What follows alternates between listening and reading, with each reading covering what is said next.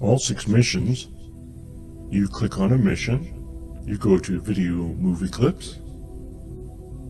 You'll see the different segments that they broke down into many tiny clips. I had to grab each clip and put them together. Here you can see the list of the clips, and I put them together and made a giant edit, which I analyzed. Here's a sample beginning. You can see the running time frame at the top. You can see the name of the clip at the bottom, and a segment, the part of the mission that is listed on the site, easy for reference, if you want to grab the clip and analyze it yourself, which I encourage you to do.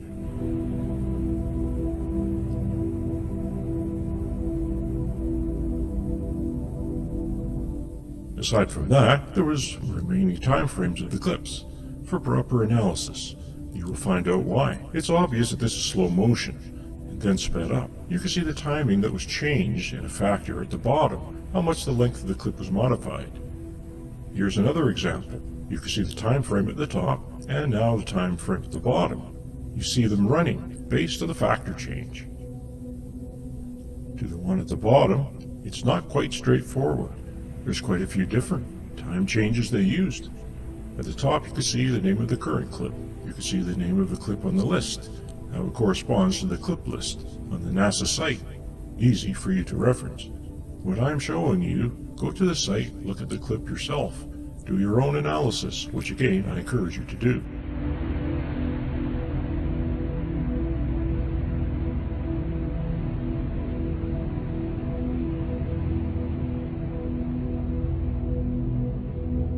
I will now briefly summarize the entire analysis.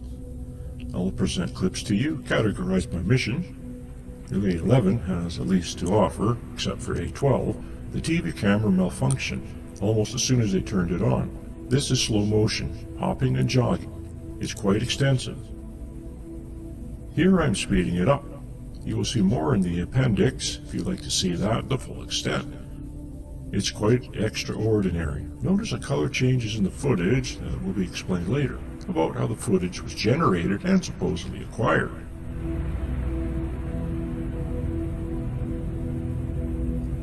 This type of footage, slow time frame sped up, is very revealing, and almost the people get a clue that the footage is faked.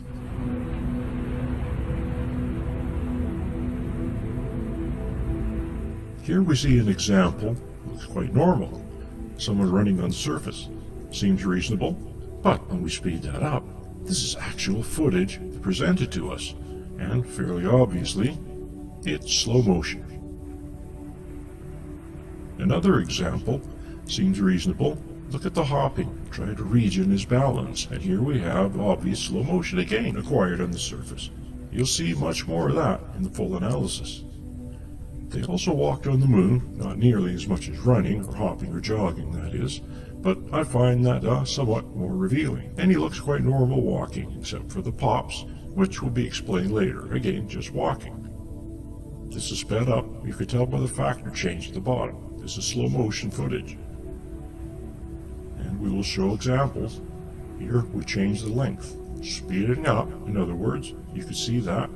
It looks normal sped up, and slow motion. On the moon speed that it was presented by NASA, you'll have to orient yourself to it. They are actually on wires, so that oddly to it, but still very revealing. This is spasms I noticed, quite having a few, and I suspect that it's because of the wires, but pulling them, throwing them off balance, so that they had to recover from their spasms. I had some extra events I found, so that I was very revealing when showing a modified speed. Here you can see the bottom, look at the time frame factor change. That's my analysis saying that it's normal, when there's no factor change, and this is what NASA presented to us.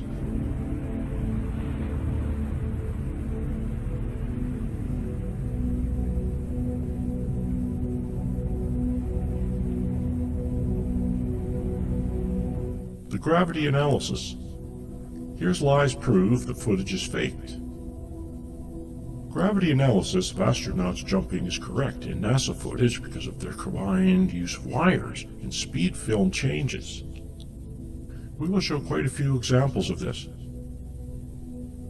However, the analysis of falling objects and sand is quite revealing. Falling objects and sand cannot be put on wires, so they had to film speed changes that were wrong to hide the gravity that was wrong, and they had few opportunities to make it look reasonable.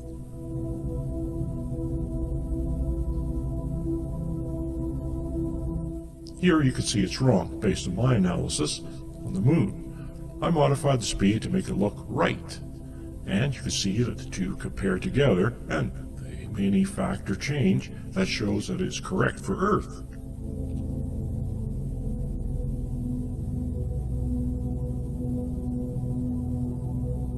This is one of the things. It was correct in the footage and wrong in my factor change.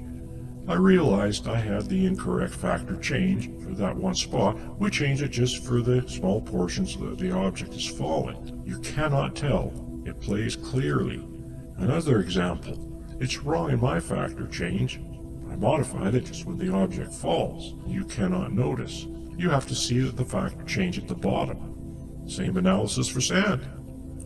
Lots of opportunities. Wrong in the footage. I modified by this factor at the bottom to make it look correct. And then my modification factor change for the Earth speed. It is correct.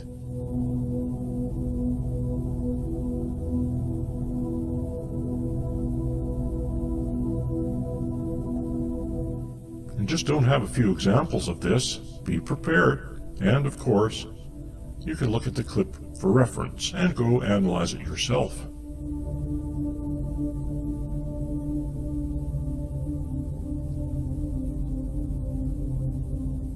Here you can see the astronaut jumping when the sand falls faster. Only a few examples where the sand was falling in the same. The astronaut was jumping, so I mentioned speed change quite a lot. There are speed changes events, which are the moon's multiplied speeds used in the clip.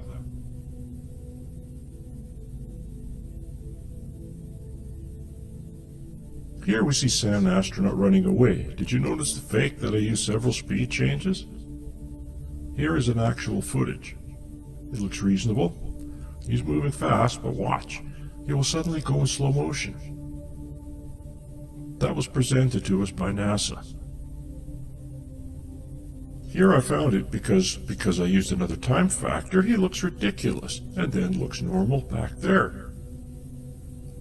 Several different film formats were used in different aspects of the entire hoax. I believe the TV footage was actually captured on 16mm film, and then recaptured by a television camera. This is an optical printer, quite used extensively in the hoax, in different aspects, but an example of how a camera is pointed at the projector is projecting footage, and the camera recaptures it at a different speed. Here we have an example of it, an A114 frames, slow motion, and then you can extract different frames at different patterns to create different FPS pieces of film. These are all the factors I have deduced were used in the footage. It's possible different ones were used, but I found that these good enough. This is a model of the set. It was used to capture the footage. You can see that a backdrop, very large moon surface reproduction set was used. Possibly 300 meters in diameter. This is an opportunity for enterprising science students to analyze the footage for themselves and deduce what size was in each instance. There was quite an extensive program conducted by Apollo to capture high-detail image of the landing sites. In fact, an intelligence service, NGA, has been developed out of this. Here's a Bell computer model of the surface using the footage, and I was quite accurate and extensive. Here we are, a POV of the set model. I am showing clearly how it had a backdrop.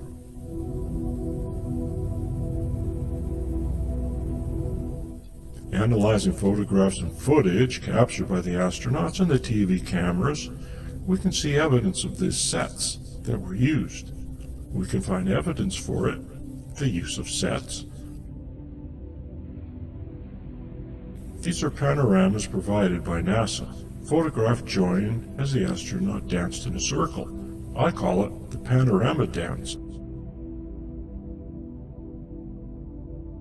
And actually, because of the overlap, we can also extract stereo images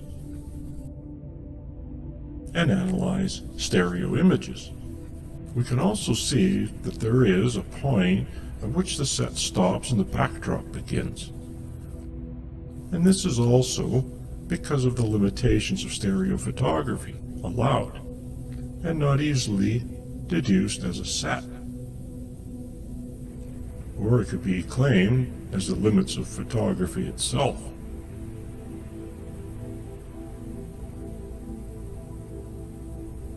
As we further go, talking about the wires and in training and the balance between counterweight versus frame speed.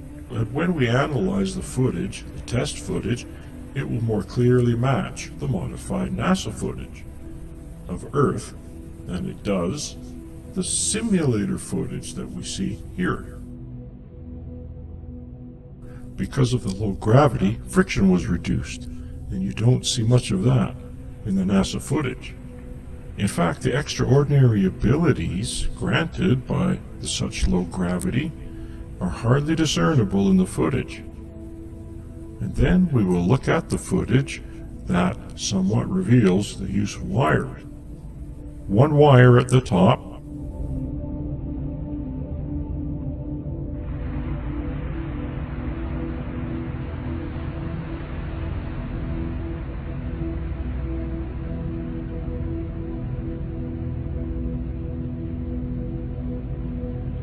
there are the equations that show the counterweight necessary depending on the frames per second footage used. There's a lot of footage captured by the lunar rovers, photographs as well as DAC camera footage. Here we see the stabilized and sped up. It looks normal. The moon buggy looks like it's on an Earth set.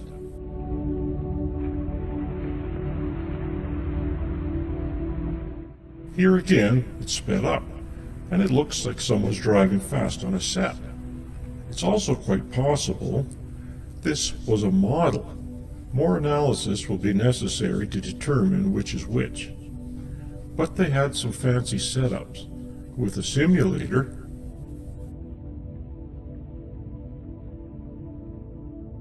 sometimes on a set.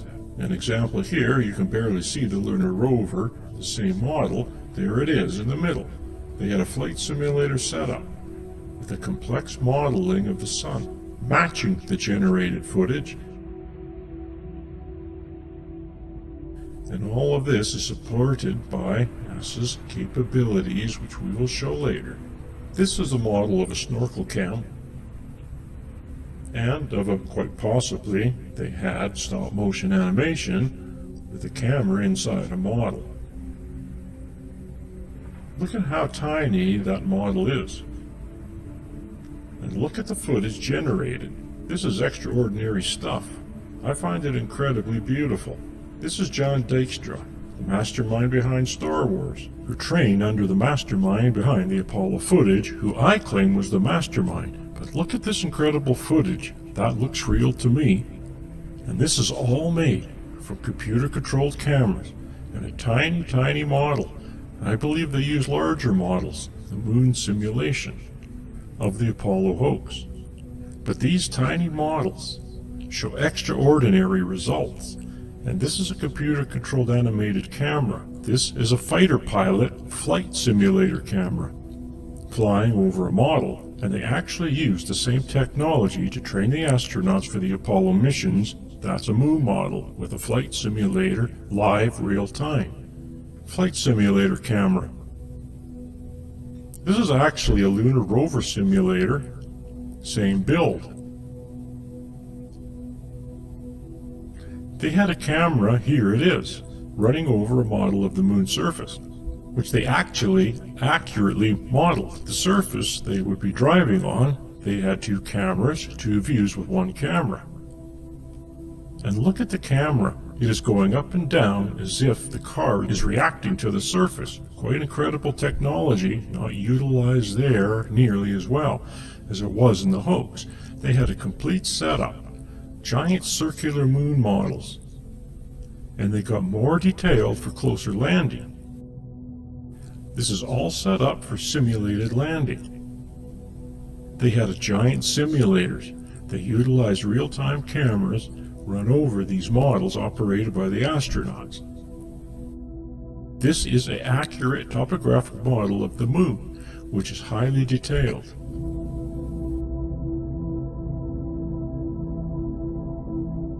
It was actually used in a simulator. You can see how large it is, and I believe this is a small compared to the models they actually used in the hoax. Here is an example of it being utilized in a simulator. These are just photographs from the simulator. They're quite extraordinary, and you'll reference footage later to see how easily that it was utilized.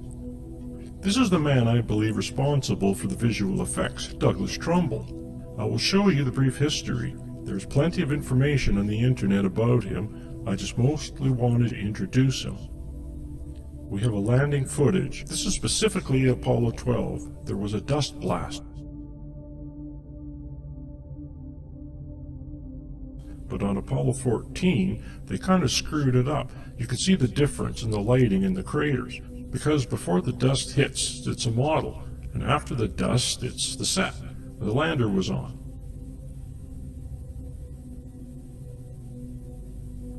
This is mission control. Very few there even knew it was a hoax. Only the astronauts were allowed. Only astronauts were allowed to talk to astronauts on the moon. They were all in on it, as well as the camera operator, because obviously the camera was recording, not live operated, and as well as agents. Only a few agents in mission control. Gravity analysis is obviously the most important, but I think some orientation is necessary if you understand what's going on when you look at the footage. A good place to begin is the moon's surface. Obviously no atmosphere or water, which of course means no plant life. The brightest photography apparently stars aren't visible. No water also means no erosion. There's erosion disappearing, and of course you end up with rocks and boulders and so forth. And craters, no craters in this view, but you can clearly see the simplicity, and simplicity of the surface also allows for the easier simulation of the footage of the landscape. TV cameras were used. This is a TV camera on the rover. It actually is quite large. You'll see some footage with this astronaut next to the camera, but it has used the rotating disc of red, green, and blue, and capture 3 scans per frame actually. And you end up with this kind of rainbow look to it. When all 3 colors are present at the same time fully, you end up with white. With none, you end black. Mixture of colors, mixture of intensity. Could give you gray of the colors themselves if they're separated. The slower it goes, the more you can see. The faster it goes, the kind of images, this blurry image. This is what today's film photography usually is made of. And television cameras are HD, and so they have a lot of this as well.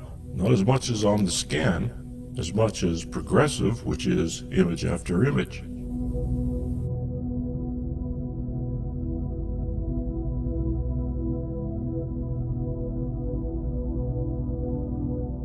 This is what many of you are used to at this point when you saw NTSC video. You would see odd scan lines, and even scan lines, and as the object moved, you see the separation. They call it combing. And this is an exaggerated version, so as you can see it more clearly. Sometimes there is a little blurriness, a glow, and a residual image, and so it softens a little bit. It's a little more bearable. But you can also see the style of motion blur here.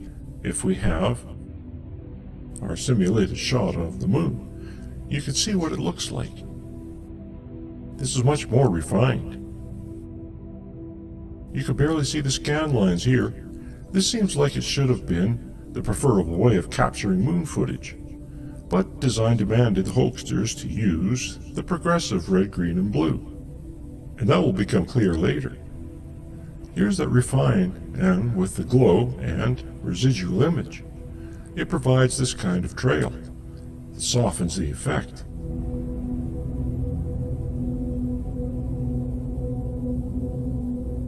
And of course, they have it simulated. There it is, just a shaky camera. Now we show rainbow motion blur. When we separate the colors, you can see what happens. This is a disc spinning, capturing red, green, and blue. Then the red, green, and blue are combined all three together. And we have white. Here you can see the different colors, and if you combine them in different intensities, you end up with the full gamut of colors in the rainbow, as well as in between. The closer they get to being balanced, the greater white and black it gets. And you saw the color footage. In the slow-mo, you see it again, quite often. That's because of the imbalance that was purposefully done. So now you see the rainbow motion blur. As the object moves, the red and green and blue are capturing different states of the object through its movement. When you combine them, you end up with separate colors, except where they overlap, you get white the slower it moves. The more natural it looks, the faster, the more rainbowy it looks.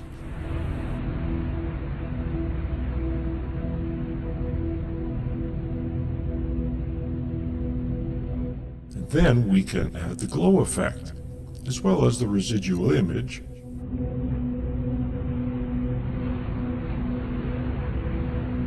And you get something very similar. Here you get great examples in a few seconds of this type of footage. Here it's similar with video compression added on the top. So you can see, why does their image look so crappy? It was purposefully done to disguise it was on the moon, but it was only added to the hoax. Here are direct examples of the rainbow motion blur. The faster the object moved, the higher the contrast, white over black. It becomes very obvious. Gray over gray, not so obvious. Some of these are looping. That's why you see them repeating, because they're just short clips. This is the full presentation. You'll see it throughout the analysis, except in a few cases, in which I have put them in the appendix so that you can see the full presentation of the clips. But in this case, there are a few enough clips that are showing the entire presentation that I think is advantageous, and then we'll go through the specific examples at the end of the presentation here of the clips. I will turn some yellow and subdue them. They will not be utilized in this analysis. You can see the ones that I will analyze. Go back and take a closer look. Find which ones you like. Look at the smeary, distorted, crappy look. And, of course, those are my clips. Our factors changed except in comparison. This is the moon speed. This, I don't know, I'm not sure. Obviously, it's very slow. I just wanted to show you so that you can see the rainbow effect. We'll be analyzing thrown and falling objects. It's important for you to understand what you're seeing. I cannot completely explain why. This is quite a complex pipeline they utilized to generate this imagery. It's 24 FPS was the actual speed, and then it was shown here in 30. That's what I have ascertained, acquired from the NASA site, 30 frames per second. So sometimes it just makes it very difficult to analyze, to reverse engineer. But we have enough control, that is, we can analyze the falling objects for gravity. There's a shimmery, otherworldly effect established, quite extraordinary.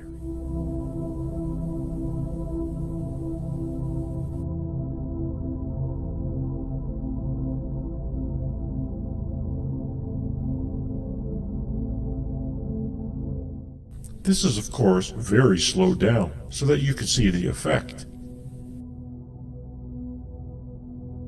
Here, sometimes you'll see it, it's compressed. Sometimes you see multiples. It's not very straightforward. We may never completely understand how they generated this imagery, but we have enough control to analyze for gravity, so that you can see the severe compression as well as distortion.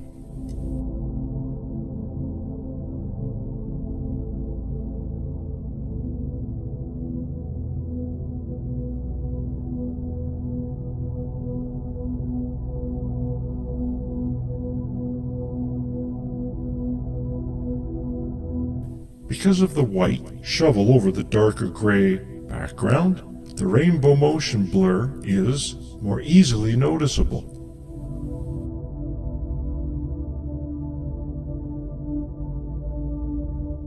And of course, the extreme movement. This is frame by frame. Why the specific changes are occurring, I do not completely understand. I have not completely analyzed for that. I do not see a need for it at this time. Then there's the camera's utilized lenses. There's distortion as a result. You can see this in the modern camera. That's cut in half so that you can see the glass inside. Lenses are curved. They're curved more extremely, less extremely. There's an array of lenses. This creates a complex, really complex situation of light moving through. And then you see the extreme curvature here depending on the lenses utilized. You end up with a certain amount of distortion. Here is a graphic example of distortion. This is a fisheye, an extreme fisheye, and this is the opposite. It is called pinch and push, I believe. And you'll find the footage. This is the kind of distortion that you can see. It helps disorient the viewer as well as it can make things look further away than they really are. Frames per second is a very important aspect of this hoax. You need to understand it, so take some time to understand it. A projector, this is how the film is run through the projector. The arm's grabbing the film, moving it along, and there's a spinning disc letting light through. You have reels of film, and depending on how quickly the film moves through the projector versus how quickly it is captured, you will end up with some effects, like slow motion and sped up. That's the DAC camera on the left, 16mm camera, and projector on the right, 24 frames per second. You move 24 FPS through the projector. As it was captured by the camera, you end up with a normal motion. 1 second, here's a 144 frame strip. And you can capture it all 144 frames per second if you want. That's quite extreme, almost never done, but if you do, 1 second of action captured at 144 frames per second, projected at 144 frames per second equals 1 second of action. However, if you project that same 144 frames at 24 frames per second, you end up with a 6 seconds of action. Because it's 6 times as long, the footage is 24 frames. That's extreme slow motion. Here's an example. There's 24 frames captured and projected. That's 144 frames of the bottom captured and projected out of 24 frames. It takes 6 times as long because it's only 24 frames per second, 6 seconds. This is accomplished by the optical printer mentioned in the summary. You have a camera pointed at the projector. It's projecting 1 frame at a time. The camera clicks, and you can skip 3 frames to capture another frame. And you can do it all in any portion, however you like. Effects were accomplished this way too. So here we have 144 frames per second film strip. We can fill those 24 frames with different frames from the 144 frame strip using our optical printer. You can see the pattern I used, the frames I used. This will give us different frames per second. You can recreate frames per second.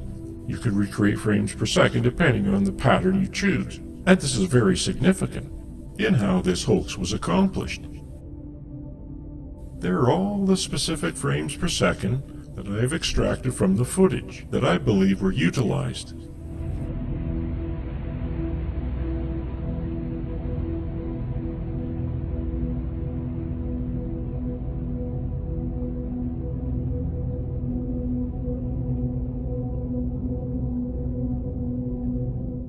Here you can see the pattern of the frames, and the ones that have some in-between frames which you can use for the rainbow effect mentioned earlier. Quite extraordinary setup, and very efficient and effective.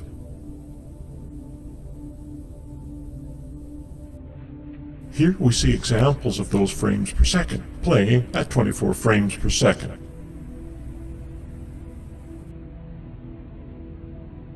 So you get different speeds of action. You could take 44 frames per second and play it at 24 frames per second. You could take 59 and play it at 24. How it was captured, or the speed it was captured or generated at versus the speed I played it at. Those are the factors of frame length. And these are the factors of frame length that were utilized, that I utilized, to reverse their slow motion, and made it look normal, as it was originally performed. You can see the 44 frames per second, it is the main film speed, and the others that were used in specific instances. Here we see them all, those frames per second, modified by the factors I showed. You can barely tell the difference, it's the same action, gone through a different process. And almost identical at the end of my process, my reverse engineering. You can see the subtle changes. You can see subtle time frame changes used out of 144 frame film length, and so you can rely on the process I used to reverse engineer this action. Now the other complication mentioned was the fact that I was captured to 24 frames per second, yet shown to us and presented to the website at 30 frames per second, because that was normal NTSC frames per second. I did add some stuttering. The bottom of the 30 frames per second and at the top is also 30 frames per second. But I added stuttering, which you will find in some of the footage, and there's a phenomenon that I find quite interesting, is that the distortion of the footage, because it was broadcast from the moon, did some time changes where it actually went backwards in time and started up again, yet remained in sync. And that's a phenomenon that I think should be explored more, but of course I won't because it wasn't real. It will just confuse the viewer and make it think like it was coming from the moon. Now we get to the gravity analysis. Here you can see I show you how I came up with my graphic for analyzing the gravity. The blue is Earth gravity and the red is the moon gravity. You can see an obvious difference. The moon objects fall slower while the blue objects fall faster. We won't see those animated in the analysis. I'm just showing you how this graphic was generated. The footage was matched up to the astronauts so that the astronauts were the same size, and based on that the analysis was generated. You should familiarize yourself with the number on the graphic. They represent frames. The object should take a certain specific number of frames to fall every time. There is no exception. Gravity does not change. And because of the frames per second, 24 frames per second here presented at 30 frames per second, it's the same thing. It's 1 second of their time. And you can tell by the sound sync. It's 30 frames per second. You can tell by how many frames it could take an object to fall on the moon in a certain number of frames and a certain distance. It doesn't change. So here we have astronauts jumping for various reasons. Locomotion, fun, who knows. There obviously was no jumping in the first three that I could locate, mostly in A17 here. And of course they had the astronauts on wires, so in my analysis their gravity was always accurate to the moon. This was a frames per second combo with wires. And based on the equations you saw earlier, about 46% of the weight staying up on wires, and so it was quite the same as the wire simulation. Weightless quality, or lowered weight quality. But of course combined with the frames per second, which was 44, they always fell at the exact right speed. Here we monitor at the top of the head because no matter what part of the astronaut you look at, as long as you can clearly designate where it is, at the beginning and ending of the jump. Here also, taking the beginning of the jump to the apex where it stops going up, or the apex down where it starts going down, to where he lands. If you question my choice of these, then there's not much I can do about that. But I was as accurate as I could be. You can see I matched up the astronaut to the graphic based on where the feet were located. And if they were leaning forward at the top of the pack, it's where the top is. And if you see them leaning over, that is very accurate. The pack doesn't really go much over that, the astronaut's head. And based on where the astronaut is located in the suit, eye level about middle of the visor, and the head was not much over that. I determined what the height was. And so of course, these are all wrong in my factor change clips. But not if you include wire work. And here of course, they're right every time. What it does do is it should provide confidence in my method here. Also, I think one earlier on was yellow. That meant it was off by a frame. I could only find one other occasion where I think my analysis was off by a frame. But because of all of their little tricks with frames per second, dropping frames and so forth, I can see why that might be the case. Sometimes I establish the footage.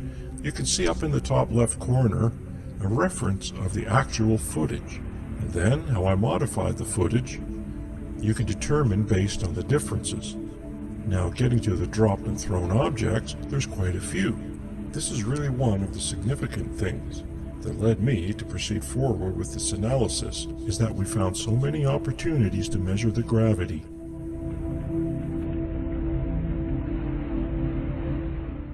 You just saw the classic hammer and feather, and that was one of many.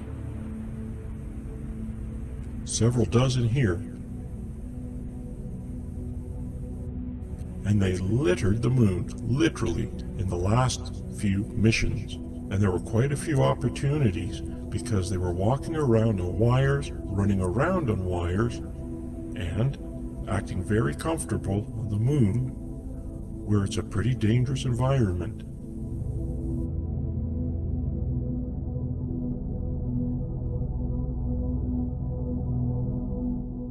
So obviously I didn't analyze all of these. They're not always really analyzable. You can, I'll show you, after the presentation of these clips, you'll see which ones dissolve away as yellow. Those are the ones I did not include. And as you can take a closer look at this for yourself and see if you'll find something different.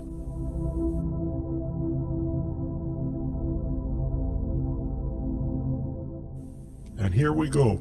We shall eliminate the ones I cannot analyze. We're left with quite a few that I can, and those are significant. Even the ones being wrong should raise alarms. We have a bunch. This is wrong. It says it takes 19 frames in the footage. Here you go, side by side. And you can see the modified one. Definitely falls slower, as it should on the moon. And here is my factor of 5 to 4 slowed down, here. And it is correct. You can always repeat these. Pause, replay if you want to see it again. I only show them to make the difference clear. It was 22 in the footage. I modified it to make it 30. Here you see them side by side. Here are some of the earlier. It's Apollo 14. You can see the incredible distortion in the footage. It's really incredible how they tried to hide. The footage itself is also unbearable to look at in slow motion, the presented speed. But at this even makes it worse. So it's 21 in the raw footage here, 31 in the modified is correct. See the difference? It should be 31 at that height.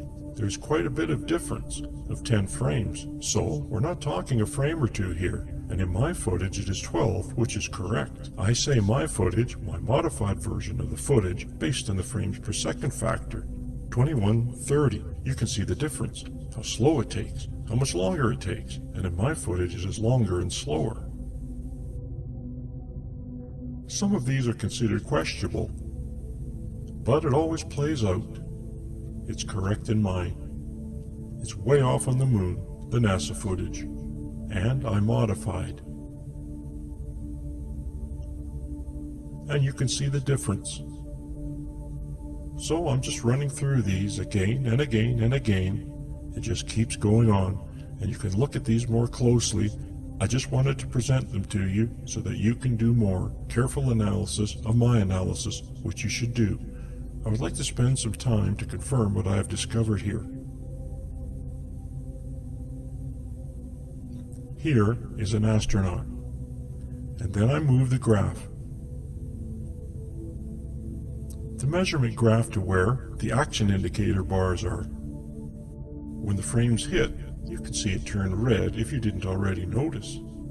And it gives you a reference, the same size as my astronaut graphic. I just moved it separately so that the astronaut graph is there to establish an accurate sizing for measurement, and the overlay graphic is moved to more accurately show the distance the object traveled in frames.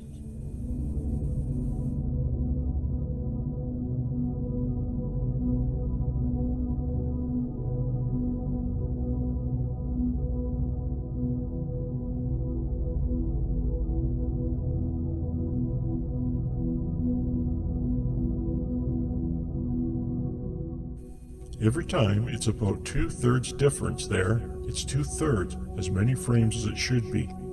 And in mine, correct every time. Well, let me correct that statement. Almost every time. And I'll show you why soon. Those are not correct. These are some tricky fellas who created this footage.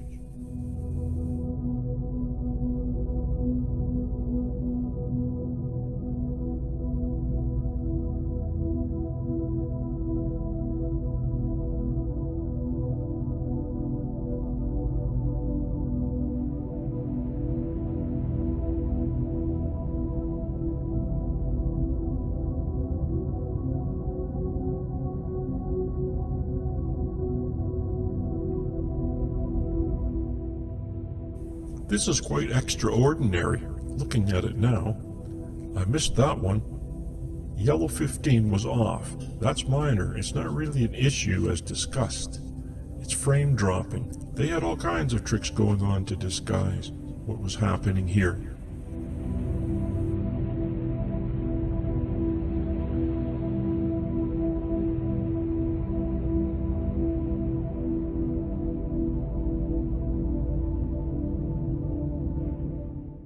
When you see the yellow graph there, it just means that I've done some stabilization, and I put it there as a reference. It was usually hand-done stabilization, enough that you can measure. Here you can see the lens distortion, fairly obviously because of the stabilizing. And here you can see how the same objects in the background get distorted as they approach the edge of the frame. Now these are, the past one, this one, are really extraordinary things. What's happening here is that it's wrong in my footage. And it was like, why is that? Well, I realized that they did a frame adjustment. Notice the factor change at the bottom. 0.41, it was 0.54, 0.41, back to 0.54. They changed the factor during the throw. The object movement to simulate the moon, the proper speed, and a jump back, and you can't tell. They may not be doing these for this. There's a whole section on speeds change. You can see how often they use that technique to disguise their methods.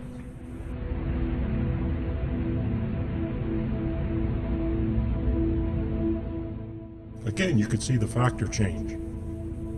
This is a harder one because the camera is moving so much, but it's clear to me. You can see that I have multiple versions of the graph. One is in the background. You can see I have two moon men astronauts because I'm trying to measure how far it went. I do the factor change and it works. 0.41. Why 0.41? Because that's your film and normal speed, and you have to multiply that film speed, the length, by 0.41 to achieve simulated moon gravity. Now these points were in the analysis presentation.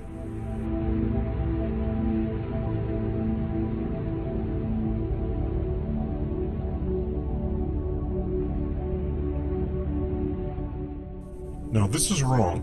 Watch the 0.4 change. 0.5, there it is. And then change back. Here it is. It's going to happen again. 0.41. Unless you're looking at the bottom, you won't notice these changes. They found because they could do them. Obviously they did. They didn't do it every time. So that's when I found it was wrong. Look at all the movement taking place. Look at the factor change timing. And it's amazing that it works so well.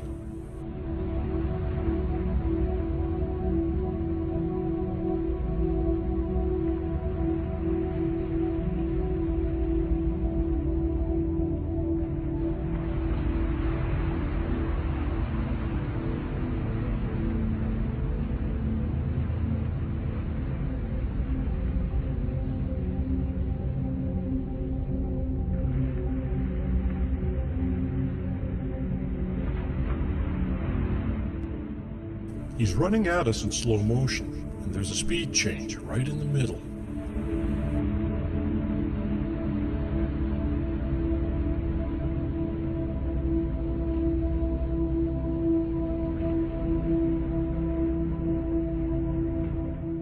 You can see extreme popping and mucking up of the footage.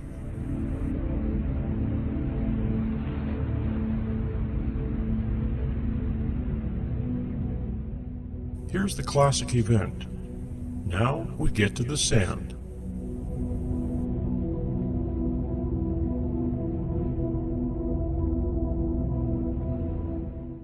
Basically, when I did my analysis, I looked through all the footage several times, and anytime I found sand falling, I marked it, separated it out as a clip. So here's what we're seeing every time I found sand falling. Now when I do the analysis, you'll see I limited it to the ones I could, though I could analyze. Because of the mucking of the image, especially sand separates, unless you get a closer indication of when it starts and stops, going up or going down, you really can't analyze it. Sometimes you can, you don't need where it stops. You just need enough frames so that you can say, I've seen it move. And again, as we get further emissions, A17, almost the case, it has more. A16 and A17 are almost always the jewels of the missions for analyzing footage.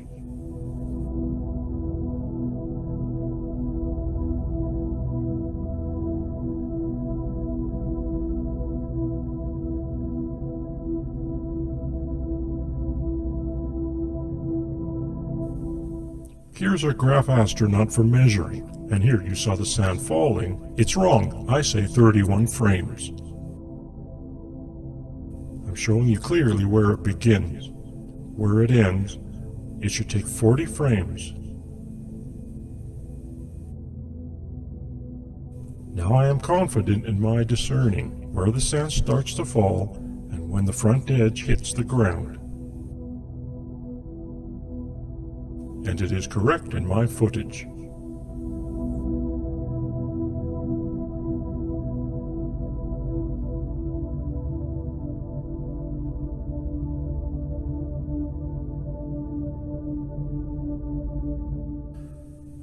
It is very blurry, very difficult. I would go back and forth and see the changes on the ground, and wherever I did, I discern where the sand hit, even if it's totally off a frame or two. That's minor compared to the differences we're seeing here. Watch closely. Compare the different rates at which the sand is falling in these images. It is easy to see that this footage that NASA presented to us was in fact slowed down, and then sped back up again to match the gravity on the lunar surface. And when corrected, you can see that the sand is actually falling in Earth's gravity, as shown in these examples. Watch as this astronaut drops the sand from the shovel that he's trying to get into the sample bag. Notice the difference in the astronaut sidestepping in the left frame versus the right frame. You cannot have that happen in lunar gravity. This was clearly filmed on the Earth. Here you can see the difference when I stopped before it hit the ground. I couldn't read clear when it hit the ground, but you can clearly analyze at any point during the fall if you want, so I stopped here. The rate is the same on those frames. I encourage you to do your own analysis of these two frames and the ones that will follow. What you will find will be very interesting indeed.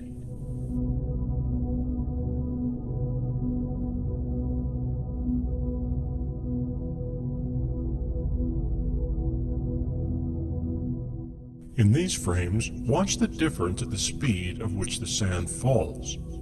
You'll notice that the sand in the left frame hits the surface first before the sand in the right.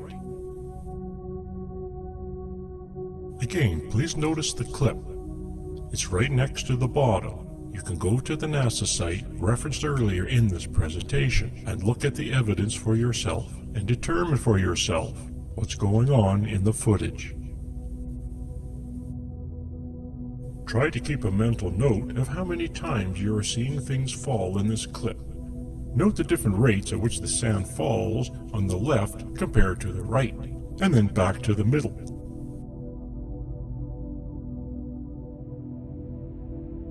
And then back to the left and back to the right, and then back to the middle. The sand behaves as if it was in Earth gravity, slowed down and then sped up again, and then slowed down. Do you realize how many times we're seeing things fall here and the wrong speed in the NASA footage? This is not a fluke. This is clear evidence this imagery is faked. This is an interesting dilemma. I had to determine where the top of the instrument was. And then, to help aid myself with the analysis, I used one of my gravity balls. And you can see it matches up. It doesn't match up, according to my analysis, in the expected times. And here are a few examples of an astronaut falling down, kicking up sand.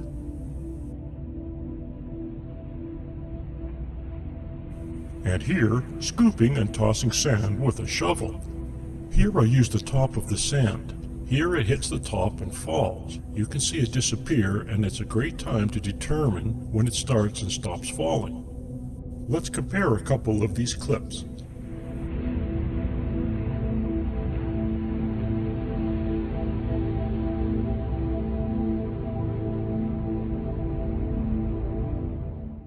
He did a lot of shoveling, so I have a lot of opportunities to measure.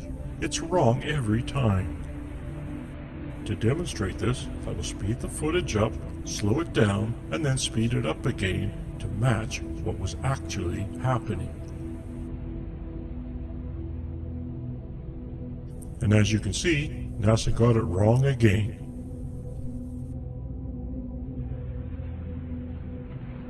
Let's watch that example one more time.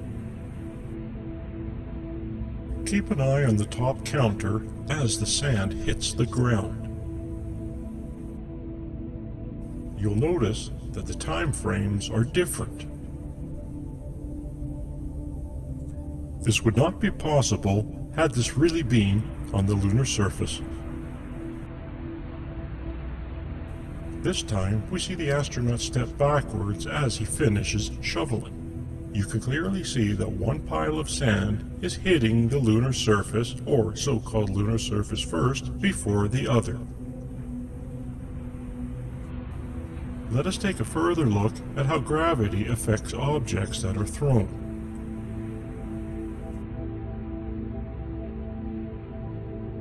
And of course, they did the same thing that they did with falling objects. Whenever they could, they did a speed change event. Factor change to frames per second change to hide that this was faked footage. There's only a few of those. I find those very interesting, where the astronaut's jumping. At the same time, sand is falling, and you can clearly see that the sand falls faster. This is the moon speed that NASA, aka NASA imagery, has been presented to us. Look at the way the sand is and how it hits the ground before the astronaut does. They should be falling at the exact same speed. That's what the hammer and the feather was all about. It doesn't matter what object you drop from the same height, they land at the same time because there's no atmosphere to slow them down, slowing down the more air-resistant objects. So here, the sand is up with his feet, and it totally clears out below him, and then he lands. In all of these examples, the sand will always land first before the astronaut touches the ground. And here are a few more clips slowed down.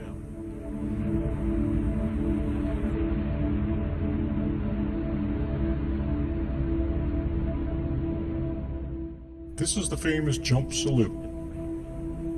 And they're the more obvious ones to me. Sand is up there with his feet. Sand is up there with his foot, and then it's clear it's falling as fast as in Earth gravity. He's falling slower because he's hanging from a wire.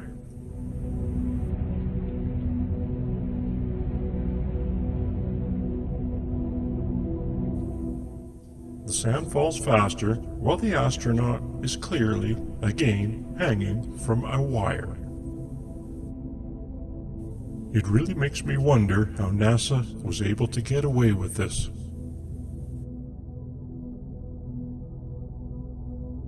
Here, we will go through some speed change events. These were when the film factor or frames per second at their end was changed midstream. When we're looking at the footage, that is, they did it quite often when we weren't looking at the astronauts.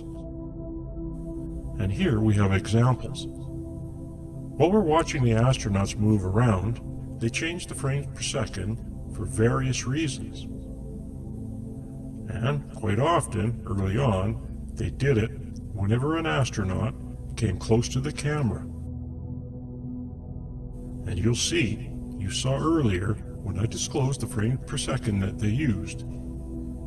They didn't slow them down as much when they were close to the camera or doing detailed action because they were just, well, they looked too ridiculous. So they had to look to make it normal, as if they were behaving more normal with their hands. For instance, when they got away further from the camera, they got away with more. But as they ran to the camera, for some reason, they thought they should be moving faster when they got close to the camera. So they did a lot of that, and sometimes they did it oddly. I'm not sure why they made the decisions that they made, but they did. They thought it was necessary to fool us, and they were right. Although I think one of the reasons that they succeeded so far for the last 50 years is that no one has fully analyzed the footage as I have. For the most part, it's been accessed, but thanks to the internet, I had access. I found it, and I decided to look at all of it, and what I found was amazing.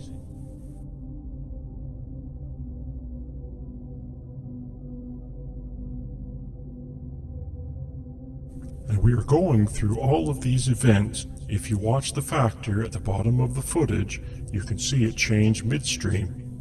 Sometimes they are significant and sometimes they're not. I'm showing you all the ones that I found. However, during the presentation reveal, I will only show the most significant ones.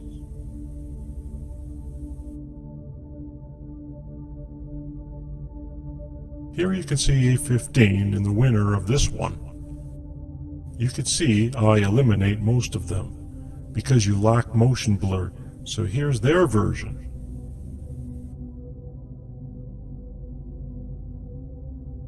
Look how fast he's going.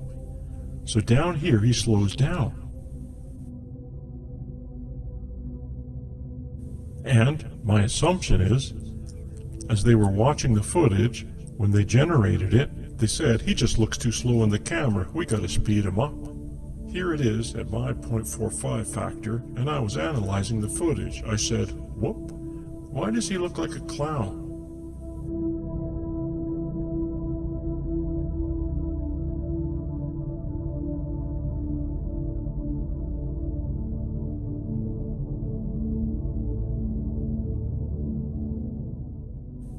Here's the same trick again.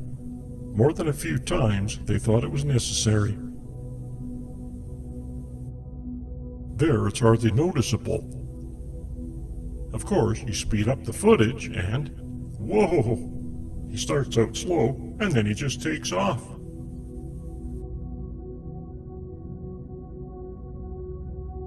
There's that stuttery look again, somehow going back in time, and forward again. I don't think that happened in any legitimate footage, ever in the history of footage, except for on the moon.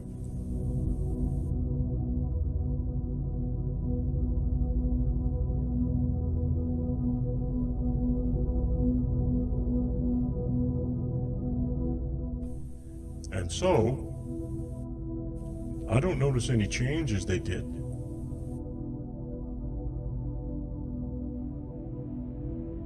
It's a subtle change in slow motion, but when I was looking at it here, he looked fast. Then I did the adjustment, it looked better. I'm sure I missed many times exactly what the changes are they made. I just did the most obvious ones that looked and stuck out to me. That was a change in the middle. Did you see how the astronaut just sped up in the middle like that? Here, let's watch that again. Watch as the astronaut comes close to the camera. He's in slow motion. And then, keep watching. There, all of a sudden, he just sped up. There he is again. Looks going fast. He seems to go a decent speed, and then, next. So here we are, the standard 0.615 for rover activity, and they change it so he can run away. If you watch closely, you can see little spasms that the astronauts make.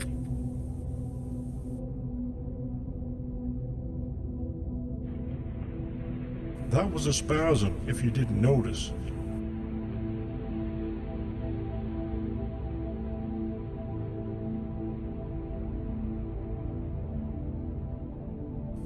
Here he is in my constant factor. That's the spasm. And then, now you don't even notice it here. It was proper at 6.615 earlier, and he wasn't proper. I had to find the time change as they became standard practice.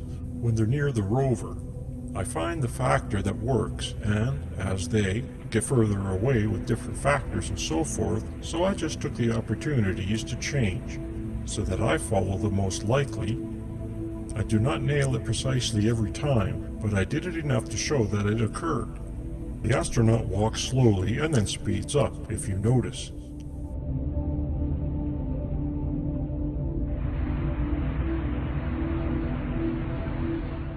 Look how boring this footage is.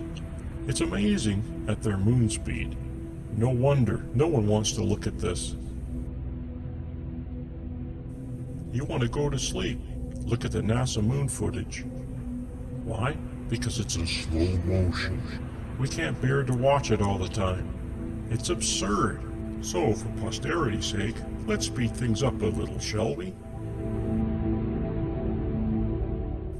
And now, back to NASA speed.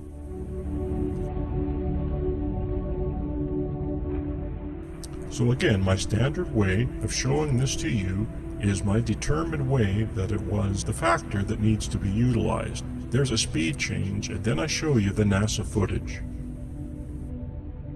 And then I show you the constant factor that I first created and which was revealed. That it wasn't normal, and I had to do speed change adjustments. So once again, let's have a look at this boring rover footage from this angle and watch the astronaut, how he speeds up and slows down at times.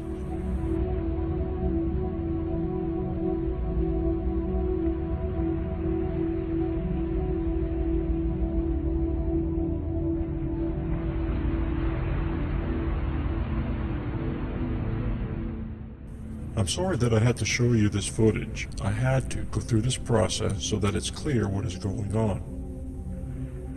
Here's the constant factor.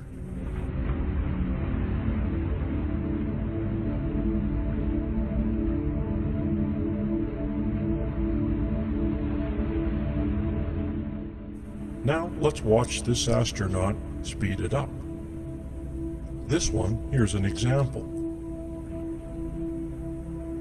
There's a speed change between 0.57 and 0.54, not dramatic. But it's a great example of how the astronaut's in full motion. He hits the ground, starts a different stride, some kind of change, and allows them to hide the factor change. So the astronauts were hanging from wires. We'll discuss that here. Its backpacks, so forth. Here's a suit laid out. I think pre-launch, possibly post-launch. You can see a lot of little items. You can research all of this on the internet. You can see the fancy understructure. It's going to have to be pressurized, and well, it's got movement. And here's a diagram explaining what all of the parts of the suit are, and whether or not they were used on the set. They could have been modified, certainly the pack, which we'll go over here. It was probably modified, it may not have been made of all of that equipment. It certainly didn't have to do with all this stuff. More than likely they pressurized the suits a little bit, as well as the water that went around. When astronauts were testing the suits on the Earth, they still had to have coolant in there, but it didn't need to. So much oxygen feeding because they were in it, oxygen-filled set. And I imagine that they took as much weight off of these astronauts as they could, so that they felt a little more comfortable.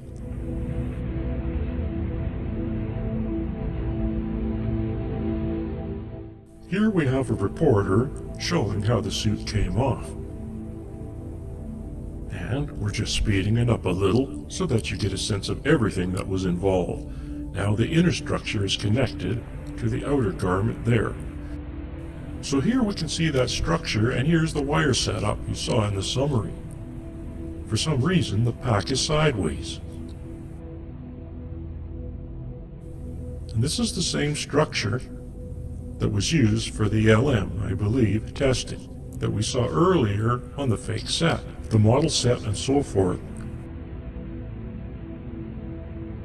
And here we are looking down at the astronaut, and you can see the gentleman top of their head walking along with him. And this is the extraordinary length that you have to go to simulate lunar gravity. That's the difference. It's such a significant difference. It's so much less than the Earth. They have to be practically sideways to simulate it. Here you can see the ground is tilted slightly. And here he is jumping on his sideways set. And this is all simulated. You can see how he's strapped in, and it's very effective. See the correct way of doing it, but certainly not completely accurate.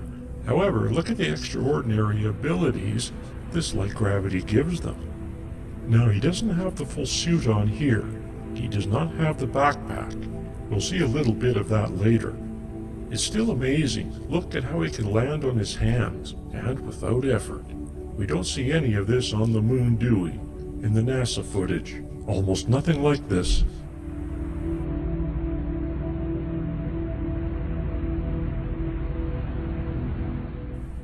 Look, he lands on his hands again. Extraordinary. Here we are in the pressure suit. We are going to see tests where the suit is actually pressurized. You can see the comparison between the two.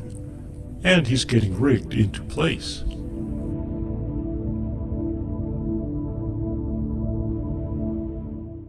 And you'll see a comparison between Earth gravity conditions, which means no wires, and he's standing straight up.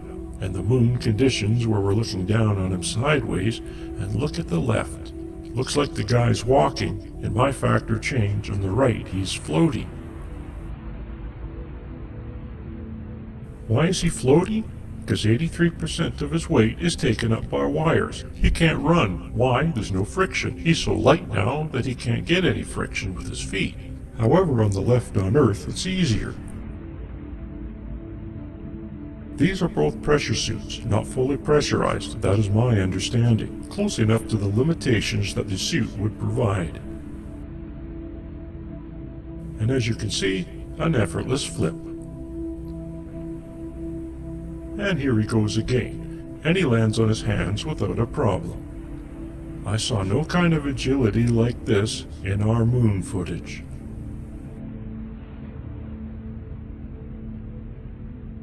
Seen every time they fall, look at how floaty the legs are. They practically don't want to go down. This is some silly gravity test. Climbing into the LEM, look at all the cables that they have on him. I kind of think sometimes this was produced to show, oh, look what it takes to hang the wires. It takes nothing like that. This is the Vomit Comet. It's a plane that does arcs in the sky to simulate gravity or weightlessness. Here is moon gravity being demonstrated. He does a face plant to test the helmet.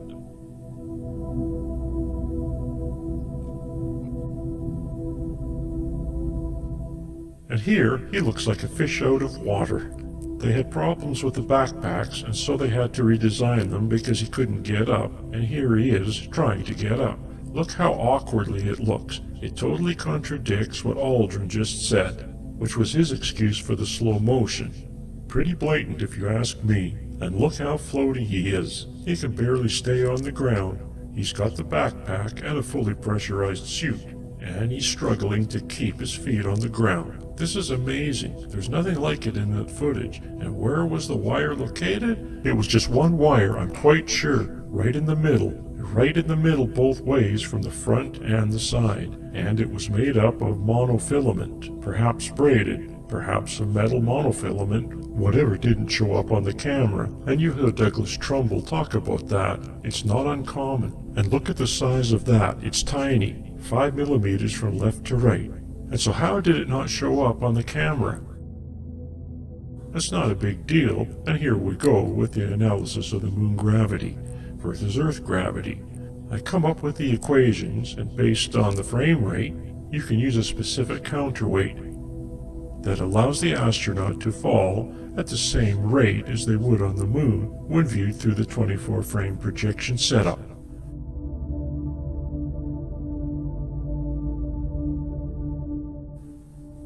If you're interested in this, you should look at it closely. I put all of it here in front of you, and if you're not interested, I understand.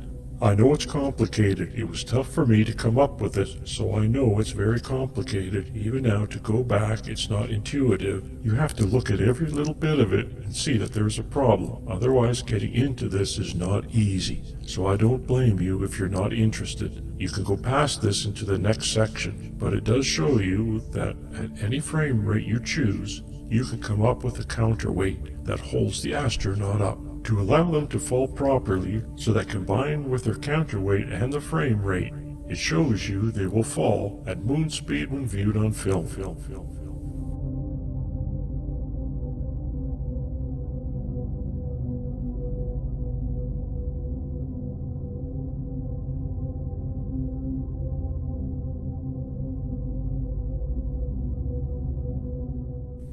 And you'll see 59 frames per second and 0%. That means you film at the rate and show it at 24 frames per second, and it will look like it is falling on the real moon. Here's our master rate at 44 frames per second. You can see 44.6%. I was mentioning 46% earlier, 44.6 counterweight, and here it is summarized. What is necessary for each frame per second, 48 frames per second was not used. I just used it as a benchmark here.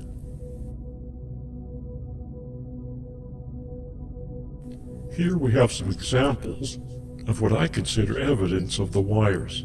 Some odd behavior, physics, odd physics behavior, astronaut behavior that for most part can be explained by having the wire pulled at them from above.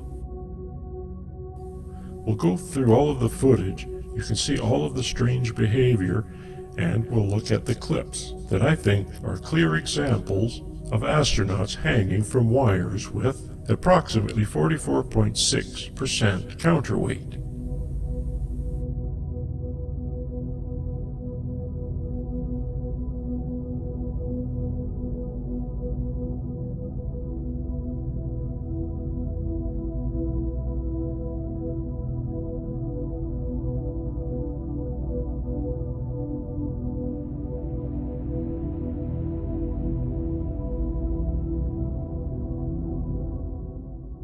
Here you can see these quick movements that they did. It's quick, sped up.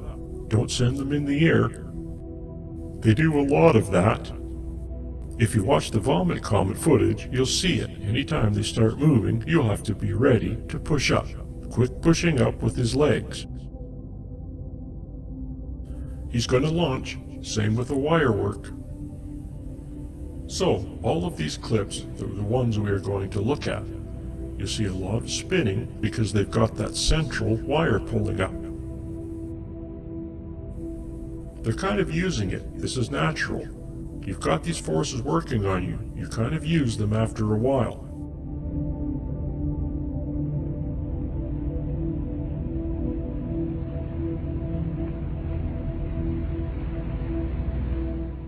That was odd, right? He's kind of swung back down again. The legs are not floaty here. Here he's kind of spinning a little bit. And here his legs go right to the ground. They don't float. There's no problem keeping his feet touching the ground. Whereas in all the simulation stuff, the feet tend to stay up because they're so light. Wonder if they're going to fall with gravity. And the wire is pulling, probably from his mid-back, a little higher. You can see the backpack bending on this one at the top. You should look at that one again. There's another clear example later. You'll see.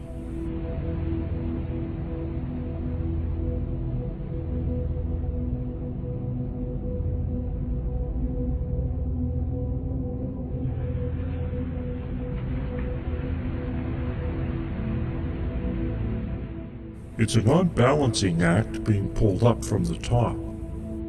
I find these interesting. You can see them swaying almost like they're in sync, because you know they look like they're leaning a little bit because they're resting on a wire. I have no doubt there's that spasm because they're resting on wires. It feels like the wires not holding them up, so it made them spasm a little bit. And they don't even realize that they're resting on the wires. This is an interesting one. Watch the astronauts sway in sync is because they're connected to the same rig at the top, meaning the same metal rigging that's holding the wires. Here I stabilize it so it's a little more obvious. Lens distortion throws it off a little bit, but you can see them swaying together because they're resting on the wires. If the wires pull up, they move a little bit. Here you can see the backpack bending from the wire bending back a little bit.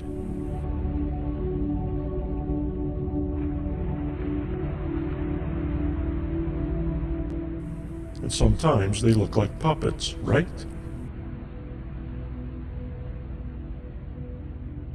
And in all of this pushing up and the sudden movements that they do, they never once fly up in the air.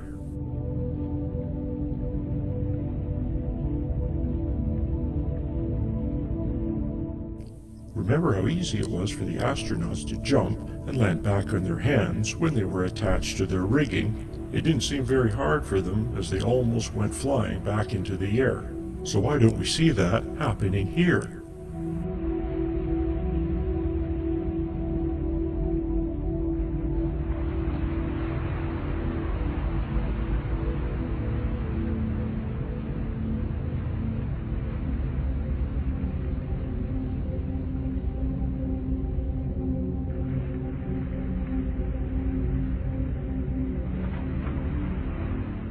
Watch as these astronauts twist in a circle.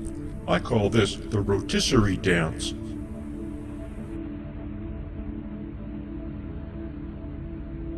You can clearly see that a wire is being pulled a little too soon.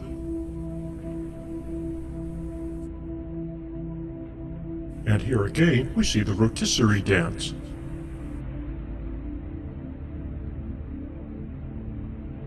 This one seems funny and obviously in slow motion. Here's the slow motion aspect. You can see hopping and jogging. Extraordinary amount of it too. They did a lot of movement on the moon in the footage. The extent to which these missions were supposed to have taken place, it's really, well, crazy. And the amount of running and hopping that they did in this very dangerous environment is irresponsible, to say the least. What I have done is to categorize them here You can see them coming at the camera, away from the camera, hopping to left and right, and in some scenes, moving away from the camera. Even at full resolution of this, you could decide which ones interest you. Look at them all. There are so many. Here are some more scenes of the astronauts moving away from the camera. Watch the top of the screen as I retime both for Earth speed and for Moon speed.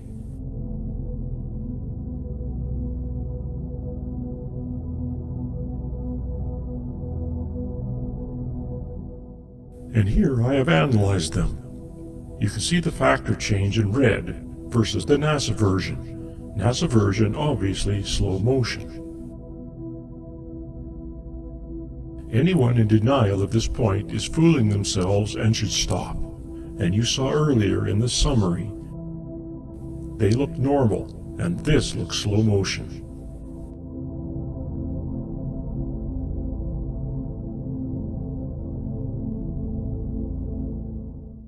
And then we have them hopping on wires toward the camera, and then hopping on wires toward the camera in slow motion.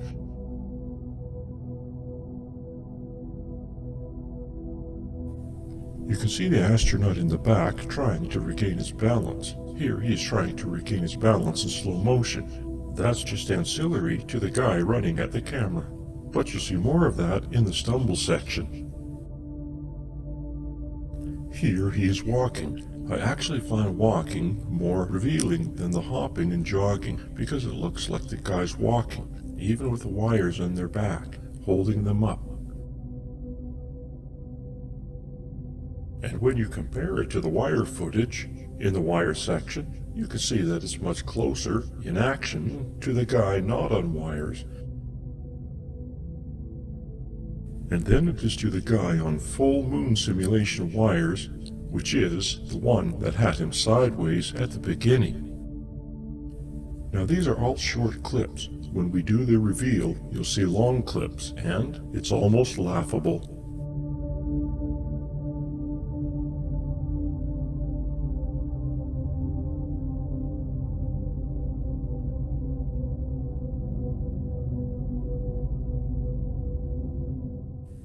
So here they all are together.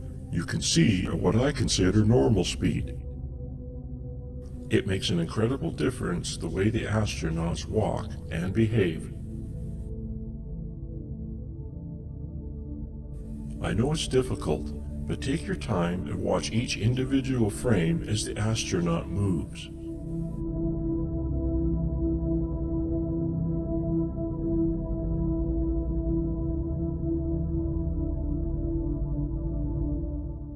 Even in this crappy footage, you can see the guy walking normally, but he's kind of stumbling. He's hanging on his wire, and he's walking.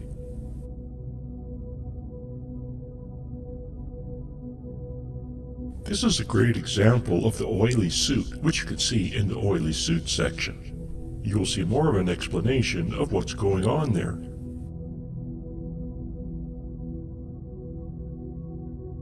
I just love this one.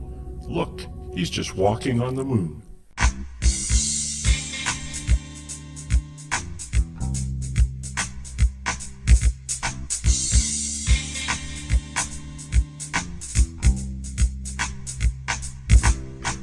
Show me how to wear these. Walking on the moon. Won't you look real cool now? Walking on the moon. Don't want you to tease.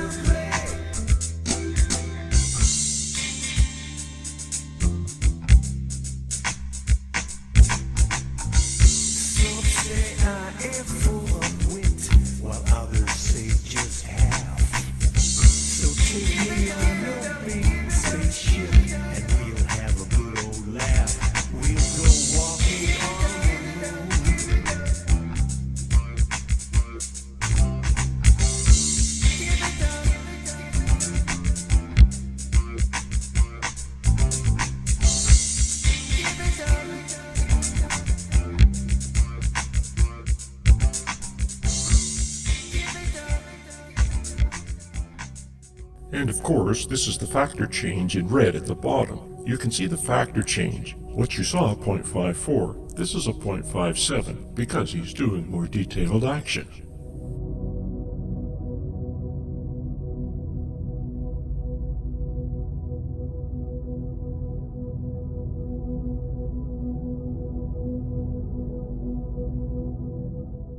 I think that this is incredible. I mean, how many of you have walked over to rocks on a hill, on a hike, and you maintain your balance while doing that? And there, he just had a little stutter.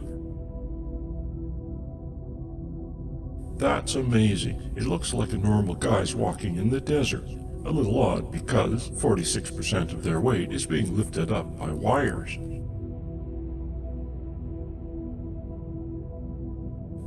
And I'm sure the packs on their backs were not as heavy as they were supposed to be in the moon packs, because they're not really on the moon. It doesn't have to do everything it was supposed to do.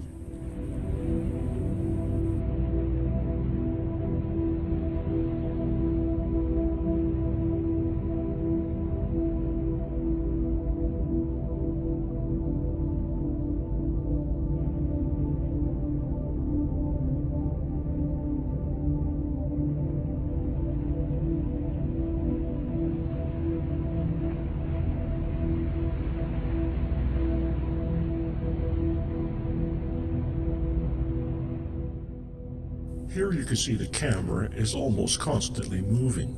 Very seldom it is still. They have all kinds of things going on to keep it busy and keep you from figuring out what's going on, keeping it noisy and cloudy.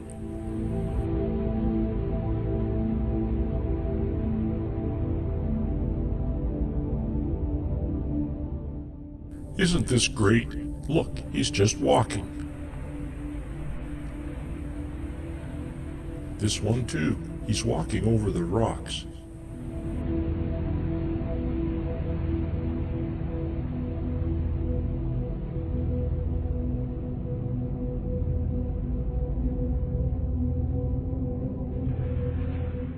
See those subtle moments of him catching his balance, adjusting his step?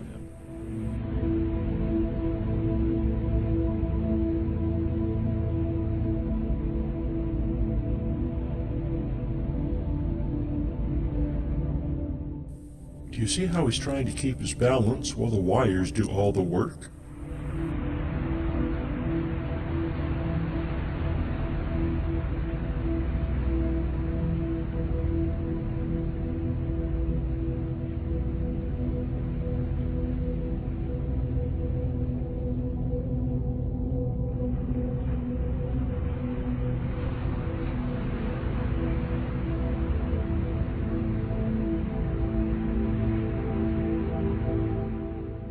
I find the stumbling also very revealing, catching your balance, trying not to land on your head. Instinctively, we all move quickly to prevent catastrophic damage to ourselves.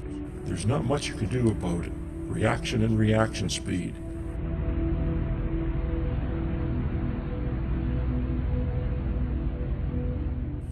Here at the factor change versions, you can see them performing these natural jerks and very quick adjustments, not to fall on their heads, whereas at moon speed, you'll see it's obviously slow motion. Here are a few examples of this. I have sped these clips up to prove that this was filmed in slow motion.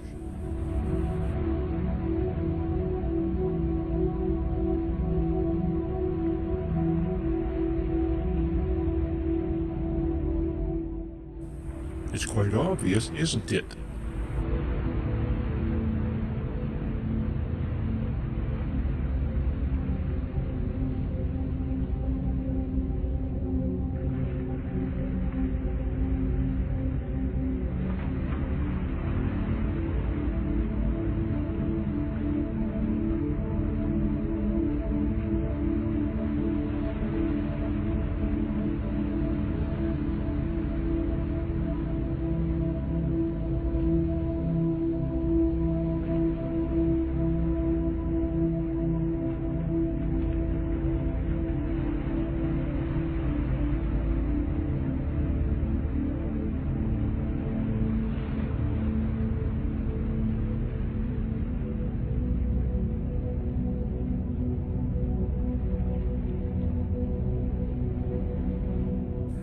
There's obviously oil in the sand to keep it from, well, dusting, fanning out.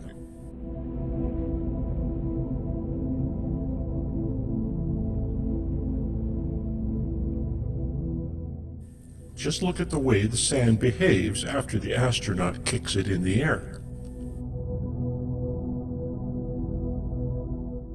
This so-called regolith contains water or an oily substance.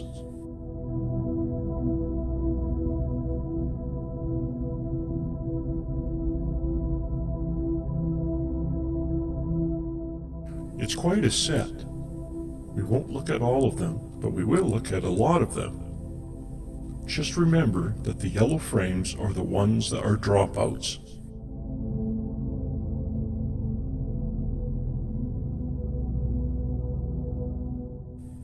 There's the moon speed.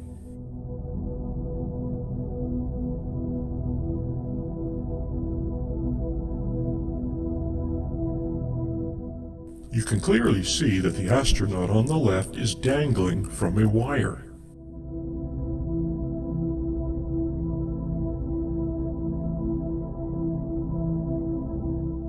Some of the actions aren't noticeable as odd, and the moon speed NASA presented version was because you don't accept the action as what it really is. But this is a joke. I mean, come on.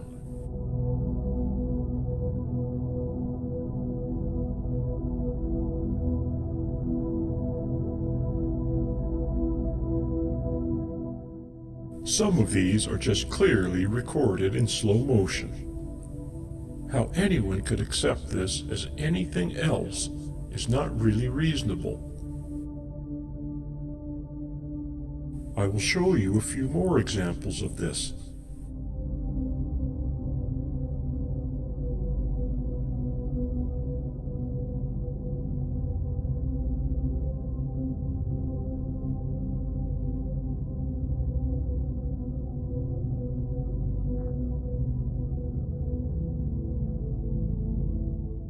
Look at that.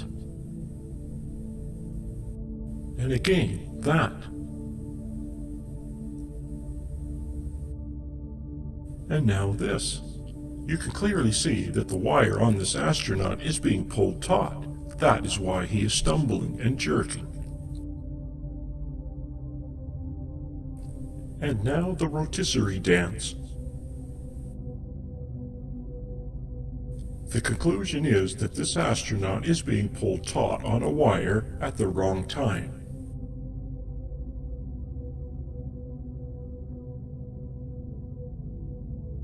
And here we see evidence of that again. Watch as the astronaut trips over his own feet and then the wire is pulled taut.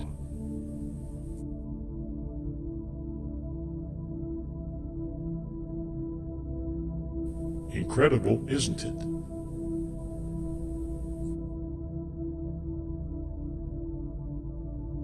Watch how the astronaut behaves after he trips and drops the package. This is just slow motion. Whoa! Whoa! And again we see the wire aiding the astronaut. And there is no reason for them to even move slower. If you look at the wire analysis footage, later on you'll see them behaving differently compared to the Vomit Comet simulated moon gravity. So the spasms I just found this as I was looking. I asked, what are they doing? What are these weird jerks? And what do you know? It's someone being pulled off balance with a wire, suddenly and unexpectedly, snapping to regain it. What is happening here? Well, it's not because of the backpack. We've all worn backpacks, or at least most of us have. We're ready for it. If someone pulls up on us, or someone snags us that we didn't expect, throws us momentarily off balance, even if we weren't going to fall, we respond as if we were, and adjust ourselves. These astronauts are being pulled up by a wire. The wire is actually pulling up on them, and unexpectedly there's some tension. Or something happens, or it pulls in a way that they don't expect, and they react to it and adjust to it. they regain their balance.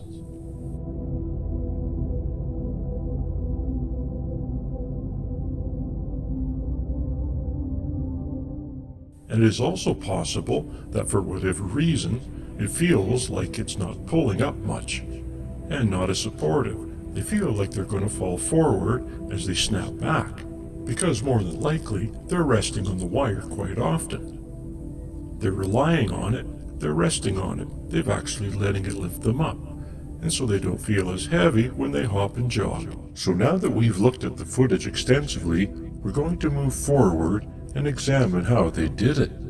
And one of the first things we should look at is the film gauges and how it was utilized to make this happen. Film gauges refer to the size of the film, 16mm, 35mm, 70mm, as well as others.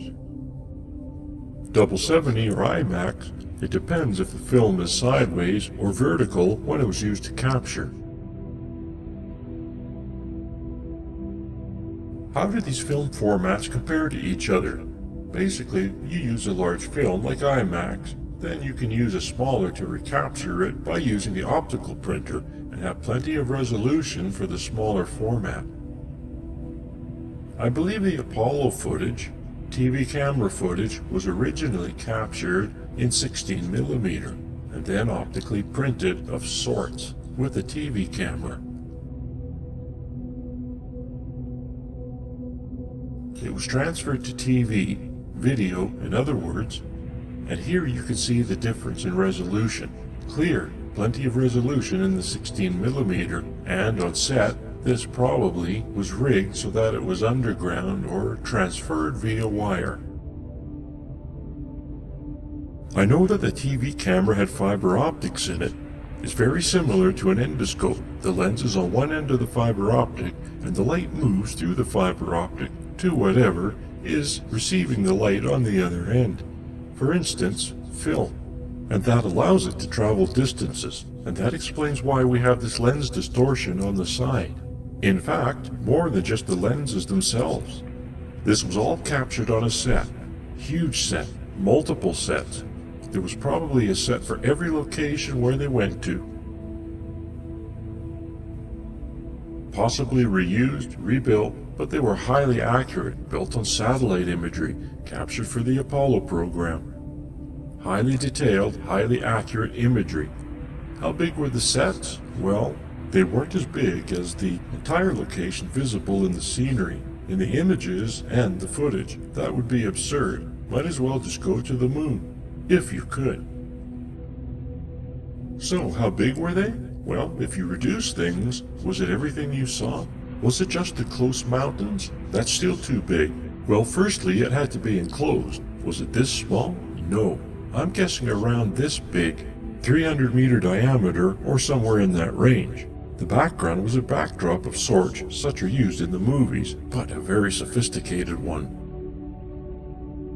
This was an enclosed environment with a backdrop. The backdrop was projected with highly accurate model imagery created that matched the set.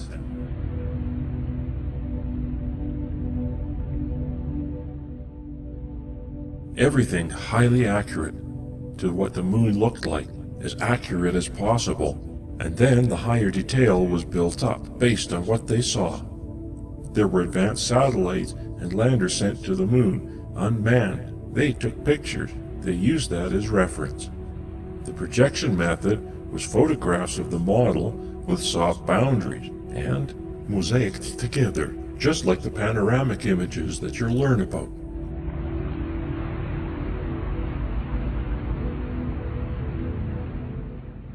Because of the nature of the moon, the grayscale, the boundaries are fairly easy to do.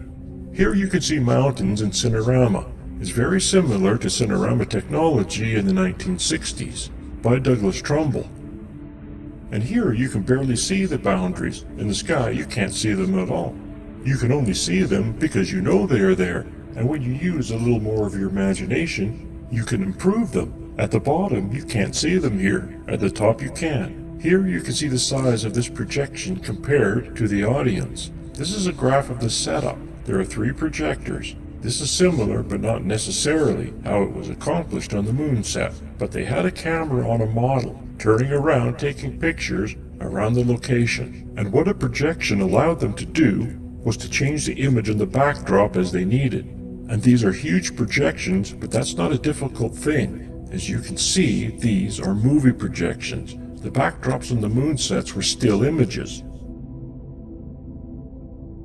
And here is a calibration for the 3 projectors. They were projected and used that to calibrate the placement of the images on the screen, and no doubt they did that for the backdrop.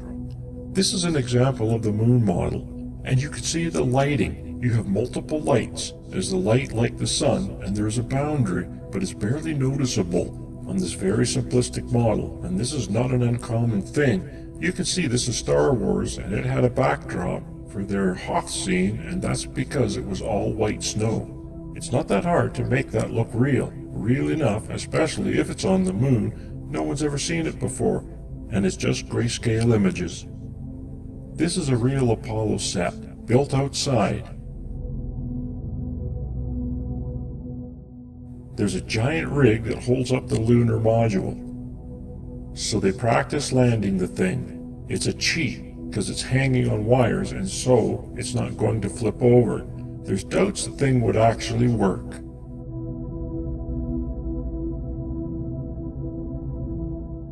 Here you see it's a cheesy looking set because it doesn't have all the detail that was thrown in. That looks like a model, but it was sped up. I sped it up so that we don't have to sit here watching the whole thing. You can find it online, but it is an example of a large set with craters built.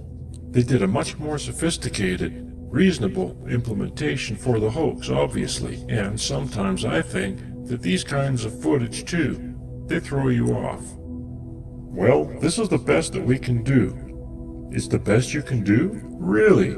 So here we have examples of maps of these locations of the landings. It's generated from satellite imagery and highly analyzed. Here you can see the scale is 500 meters. And you can see this kind of stripping. That's from the satellite passes, multi-passes, and we're probably not seeing the full resolution they had access to. Here is about the scale of the set that I'm saying, the size. You can see that undulations there. You have plenty. You can fake rocks and small craters if that's what you need to do, but who's going to know? Even today, they don't have satellite imagery that gets any more detail than that, unbelievably. At least we're not shown it. And here you can see the analyzation of the imagery, gridded. You can use that. Grids are great for reproduction, and smaller grids. Here is an extraordinary thing in Cinder Lake, Arizona. They used explosives to create craters based on the ejecta and so forth. This is an accurate reproduction, life size, of the moon's surface to a large degree. There's the actual satellite imagery on the right. This is the stripping that came from the satellite processes that were joined together and mosaicked. And on the left is the reproduction. And that's a huge reproduction, but not as big as the set I believe they created for doing the fake footage. But this is an extraordinary thing. It shows you the accuracy of the moon mapping and their ability to reproduce it. Here is a computer model based on the mapping. This is what Bell Labs created. They used it to plan out where they would go with the rover or the slopes, too steep and so forth. Why not use it to plan out vantage points for cameras and so forth? What you want to see and what you don't want to see, where it's going to be problematic, and to plan out the sets. Everything was in place. The full simulation program, full mapping program to create these highly accurate sets, and much better than anything that was actually used in the Apollo training program. And this is some supporting documentation for those Bell computer images.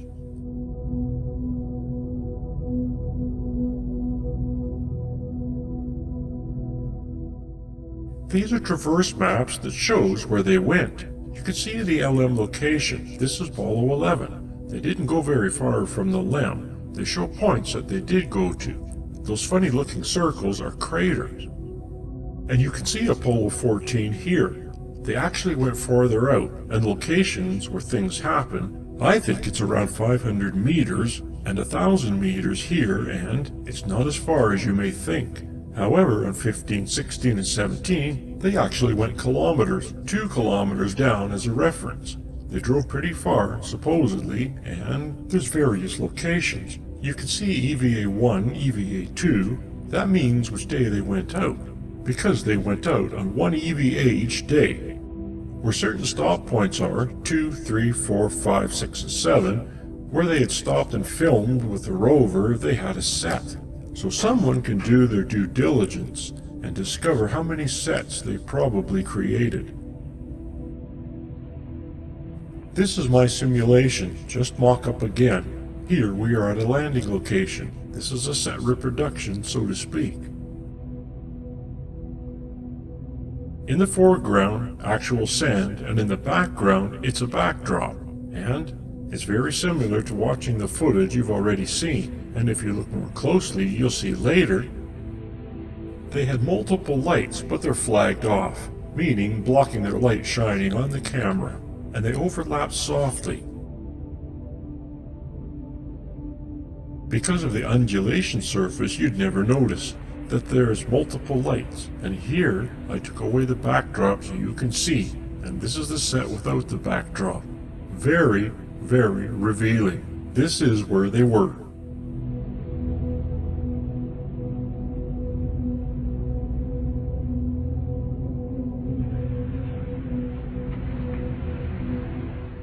I bring in the backdrop with my colorful grid so that you get a sense of the wall.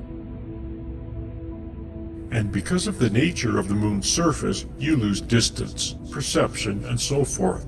So they got away with it, a lot of that. It helped them, in other words, because you can't tell how far away they are.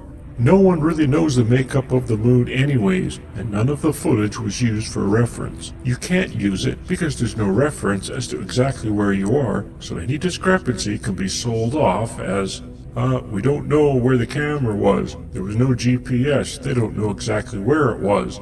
So there we are, on the moon's surface. The model is used to create the imagery in the background, and identical reproduction to that scale for the set, sand, and so forth.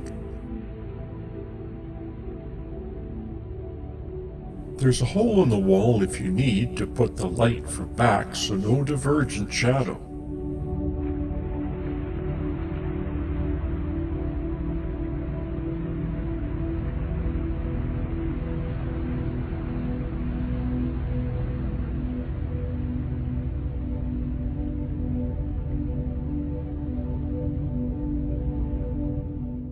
And here I will show you what happens when we take away the set and we're left with just the model, and of course the astronaut disappears too. It's different. It's not going to match up perfectly. You even find that later when we look at the landing footage, but it's close enough, certainly for this. So photographically, they almost definitely modified the photographs they took of the model to match with the set, and or modified the set to match with the photographs. So the edge boundary was seamless, color-wise, luminosity-wise, and so forth. They may have even adjusted it with the lights, because no one's going to know that it's slightly off from what it would actually be. And here we zoomed in on the set again, so that you can get a sense of how this was built.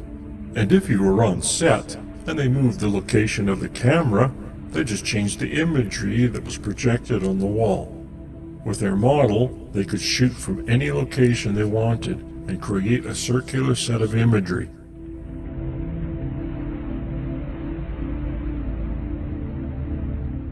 This is where you can see the dust event. The dust was sticky. Dirt, the sand was sticky because it was jagged, instead of smooth like the earth sand, which is absurd to me. Sand is sand, jagged or not. It's not going to stick to a suit. The reason it is sticky is because they had a mixture amount of oil or water in it. It doesn't take much. I did my own test. Go buy a bag of sand. You need a little bit of cooking oil. Just mix in a few drops with a handful or even a bowl full of sand and see that it starts to become malleable, almost like clay. And you can find the proper mixture so that it doesn't dust, meaning you don't see particles fly up in the air when you kick it. But it looks like they used a lot here because you can see it sticking to the machinery as well. In fact, the dust was so sticky it stuck to metal. They call it moon dust. It's moon sand. And these are some of the clearer examples, probably because of the overblown suit. And the dust is not. The sand is not reflecting, it's dark sand. But they said they had problems with dust and the sticky dust. And here you can see other examples later on when I show miscellaneous set stuff. You can see how the sand behaves. Oily sand, oily watery sand, oily sticky sand.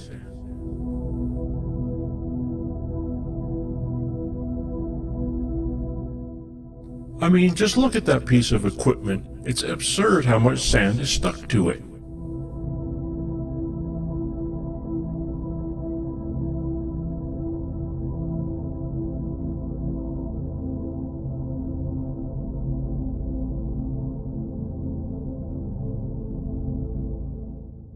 Here, it looks like he's been playing in oil. Perhaps the leaky seal from the rover's hub is spraying oil on him. Who knows?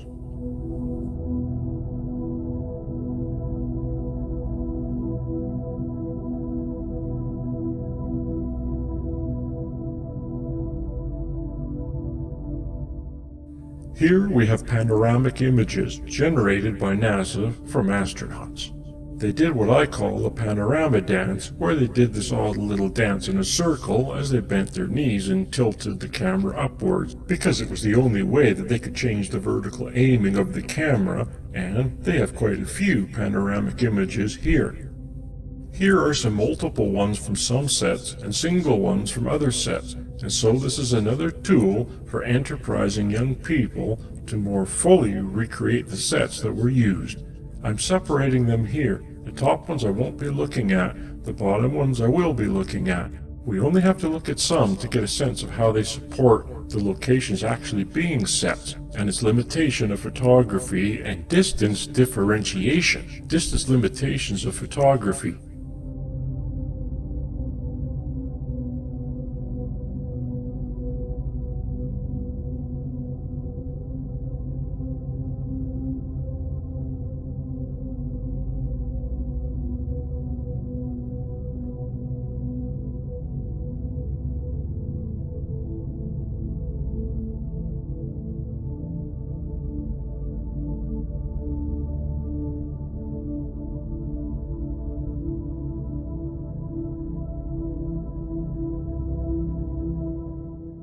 These are the photographs that we'll be looking at.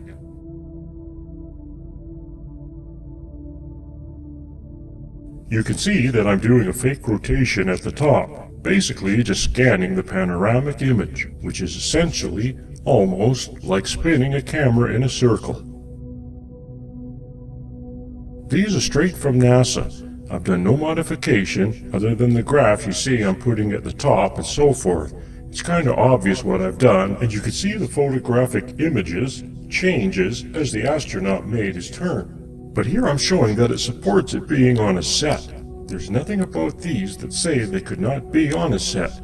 There's nothing about them that says they definitely were on a set.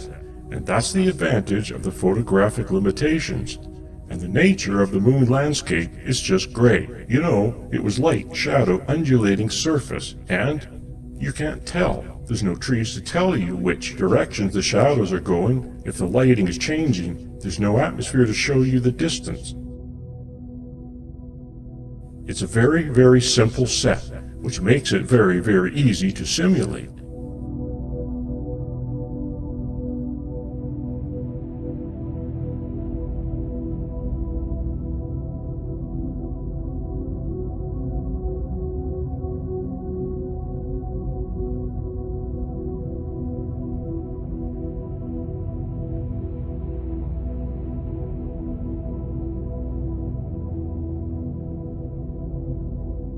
They are showing hills here, but there's no problem creating hills on a set. You can use wood as an understructure or dirt. These are simple things to do. It's not a big deal.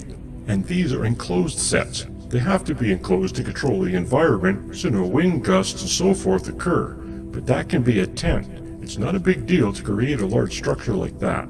And the only thing above them has to be a crane, a simplistic crane holding up the astronauts' wire. So these are far locations. Looks like we're looking so far out there, and it's just a simple set. A blend to the backdrop that is not as simple. On this one, we are actually behind the LEM. And as you can see, they always get out on the shadow side, and here you can see the sunny side. They did most of the action on the dark side, the shadow side. Here, we're in a little dip, and that's an easy thing to do. We're going near the edge of the set here, and the main part of the set is on the other side of the LEM. This is the same footage, I believe, where you see the rover driving around and you see a reverse angle of this scene. This is the reverse angle, there's the LEM, we were just on the other side. You can see it's kind of a little hole there. This is where the rover was driving around. And there's the rover. This is the lens flare. It happens once you get light from a light source, almost directly entering the lens. And lots of trash. It seems like they like to trash the moon for some reason. And look behind the LEM, there's nothing. And even in the stereo photography a little later, you'll see all of this is supported by the depth perception. It was flat after a certain distance, real or fake.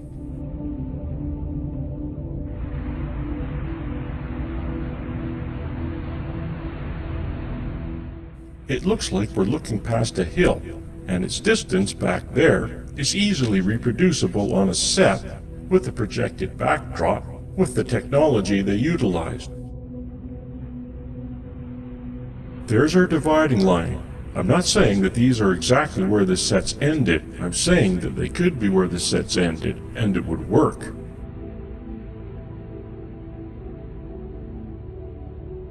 It would take quite an extensive analysis of all the footage captured at one location to find out more precisely where the set ended and backdrops began when it was implemented. There's nothing more that I would love to see as if some enterprising set people or young person, i.e. Blue Earth thing, would go through the trouble to properly analyze one set. It would be very neat to see. Here we are in a crater. Building a crater is not that big of a deal. You can make it out of a bunch of dirt piled up, wood, or modeling material. You could even put some kind of hard surface material on top and then cover it with sand. I imagine they printed it with sand in the sense that they had some kind of sprayer at the top spraying colored sand in patterns based on how they sort of had the world created. I refer to this process as shotcreting. They did the same thing on the model. You just plan out how you're going to recreate it, projecting, spraying the sand, paint, and what you have. And here is all the sand, and they did it in layers. Darker sand underneath if you needed it, lighter sand on top. They went through the trouble of figuring out how many layers and patterns, putting certain color sand down, and so forth. And then the rocks, and even more sand on top of the rocks. I'd love to see how they especially designed and manufactured this process, but it's not. Certainly not even close to being beyond human capability.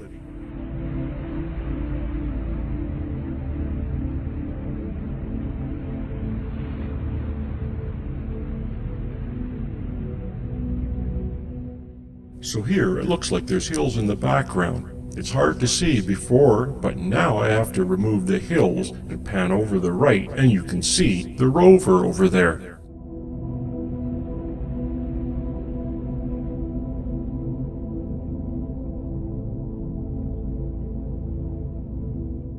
The LEM was over there too. It was difficult to see because of the lens flare.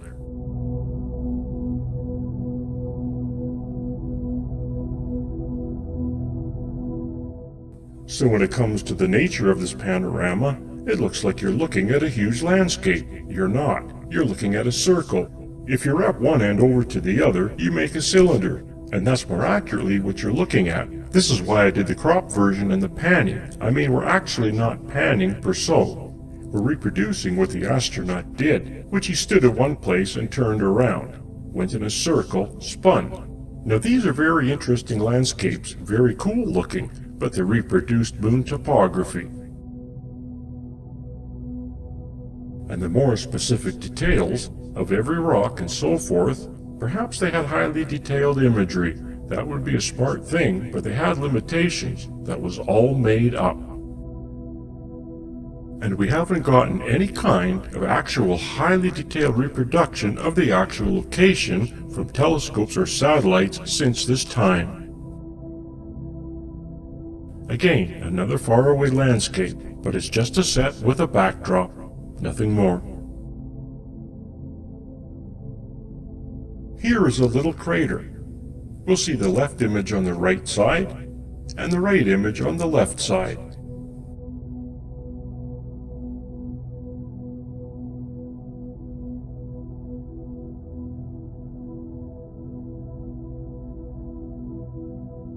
And now we get to the stereophotography. There are 3 ways of doing stereophotography. I have chosen the red-blue, but there are several ways of achieving this. For this example, you will need glasses with red and blue lenses to achieve divergence. Or try putting cardboard between the 2 images, so only the left eye sees the left image, and the right eye sees the right image. There is convergence where you can cross your eyes until the features match up, and using your brain, merge the 2 together. And the top left, I'll show you which ones you're currently doing. I'm showing you all 3. It's an opportunity. I suggest you pause as you want to see one, and look carefully at these with the yellow arrow. It shows you where the split line is, and you can definitely see, certainly some. These are panoramic images overlap. They're not ideal. I didn't modify them in any way except maybe to rotate and scale a little bit so they were closely matched, but it's good enough that you can see that there's a flat plane, and after a certain distance, and stereo. My understanding is stereo, after 30 feet, the human eyes, as 2 inches apart, cannot discern any kind of divergence, meaning details look like they're no longer stereo. If you move your head, of course that changes, but you're changing what we just established. If you're standing still and looking at a feature, and after 30 feet you're not going to see in stereo, no divergence, and that serves them well, because that ain't very far.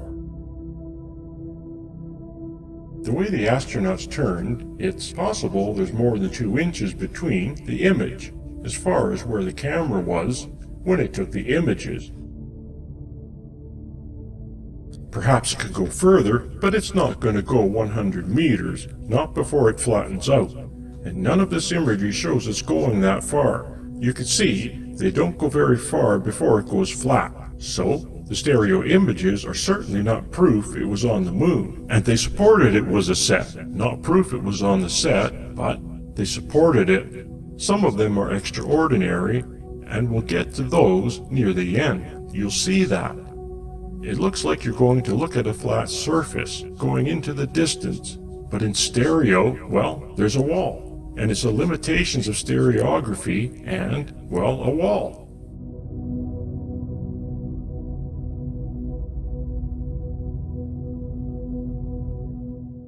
And the split is not necessarily where you think it would be. You can look and see, and look at the stereo and see where the split is. I added the names of the source photos at the bottom so that you can look on the NASA website at your own convenience. You can also use the cross-eyed method to bring these photos into a 3D view. Here's the rover. Just look at how close it is to us. It doesn't go very far in front of the camera.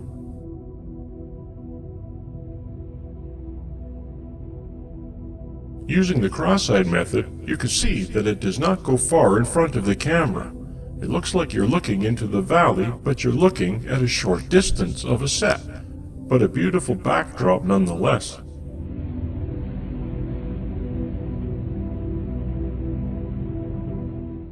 Here we are looking down a hill, but we don't go very far before we lose our stereo.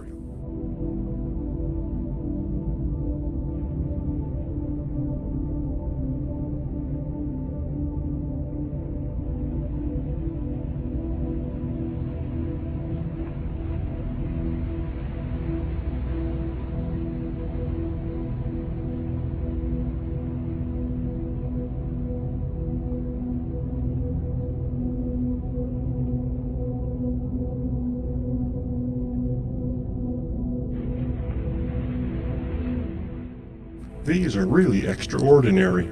Look how close it is to us before it's flat. Here's another one, right up close. The other thing amazing that happens is your brain seeing indicators of dimensionality will create it for you, but it's not really there. If you look carefully, you'll see.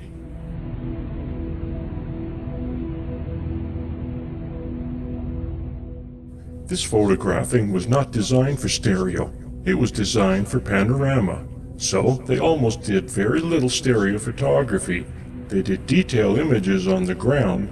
So this is using information photography in an unintended way, and we are doing our best to extract information from it.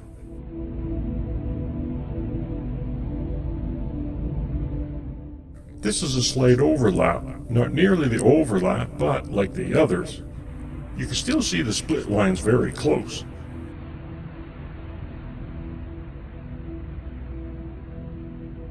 This one could have been a model, and it's a zoom in of a background.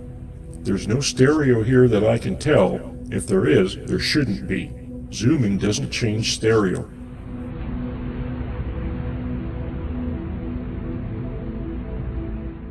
This is from the top of the limb.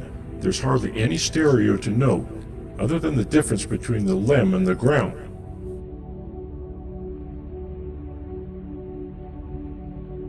This is an example taken from two different locations, so you can kind of extract some stereo. It looks like it's dimensional in the background, and that shows it's two different angles in the background. And that's quite possible, but that was done by changing the image that was projected on the background, shot from a model. The model was three-dimensional. You change the image based on where the astronauts are on the set, and you get an accurate image of that. So here we get to some fancy visual effects that has to do with models and technology and rigging and virtual reality, simulators and so forth. And I think that some visual effects breakthroughs were created here and credited elsewhere. The lunar rover appeared to move quite a distance across the moon's surface. Kilometers, several, 27 kilometers I believe it was. There's a graph later that shows you more, and simulator technology is used. It's been around for ages. Here are very simplistic versions. Someone moves the prop while they're in it, and there's a fancy version, a jet simulator. And here's a mock-up I did of how the lunar simulator was created. This is a lunar rover simulator. There's some footage there. I think it was created on this simulator. Basically, a model was filmed and the astronauts were put in the rig that mimicked the movements, and the camera was on the rig and filmed the footage in the background or in front of the fake lunar module. Here is a setup of the model under the snorkel lens. And there, I think it was a DAC camera. It was filmed in very low frame, so it's crappy. And it's possible the lunar rover was animated. Here's some examples from the early 1970s. This is Don Dykstra, who was a student of Douglas Trumbull. And in the summary I went over this. I find this extraordinary every time I see it. I find it extraordinary how real it looks, and how tiny the models were used to generate it. It just blows my mind. Look at this snorkel camera. This is it moving across a tiny fake road set and creating something incredibly realistic in this low-resolution footage. There's the rig, the camera rig. It's called motion control. It's used extensively in visual effects today, and this was used to create city planning or something. I don't know how much he got paid to do this, but it's an extraordinary setup. And the time it must have took to build these models, I don't know. I don't know how long it took the team to build and record this, but it's extraordinary nevertheless, especially when you get to the nature footage in the end. You see the mountain in the background.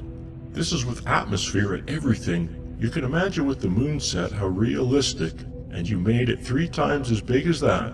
This is a flight simulator camera, sideways pointing at a fake landscape, and moved in real time based on the pilot's action. They actually used it for Apollo training. This is the moon surface, model moon surface.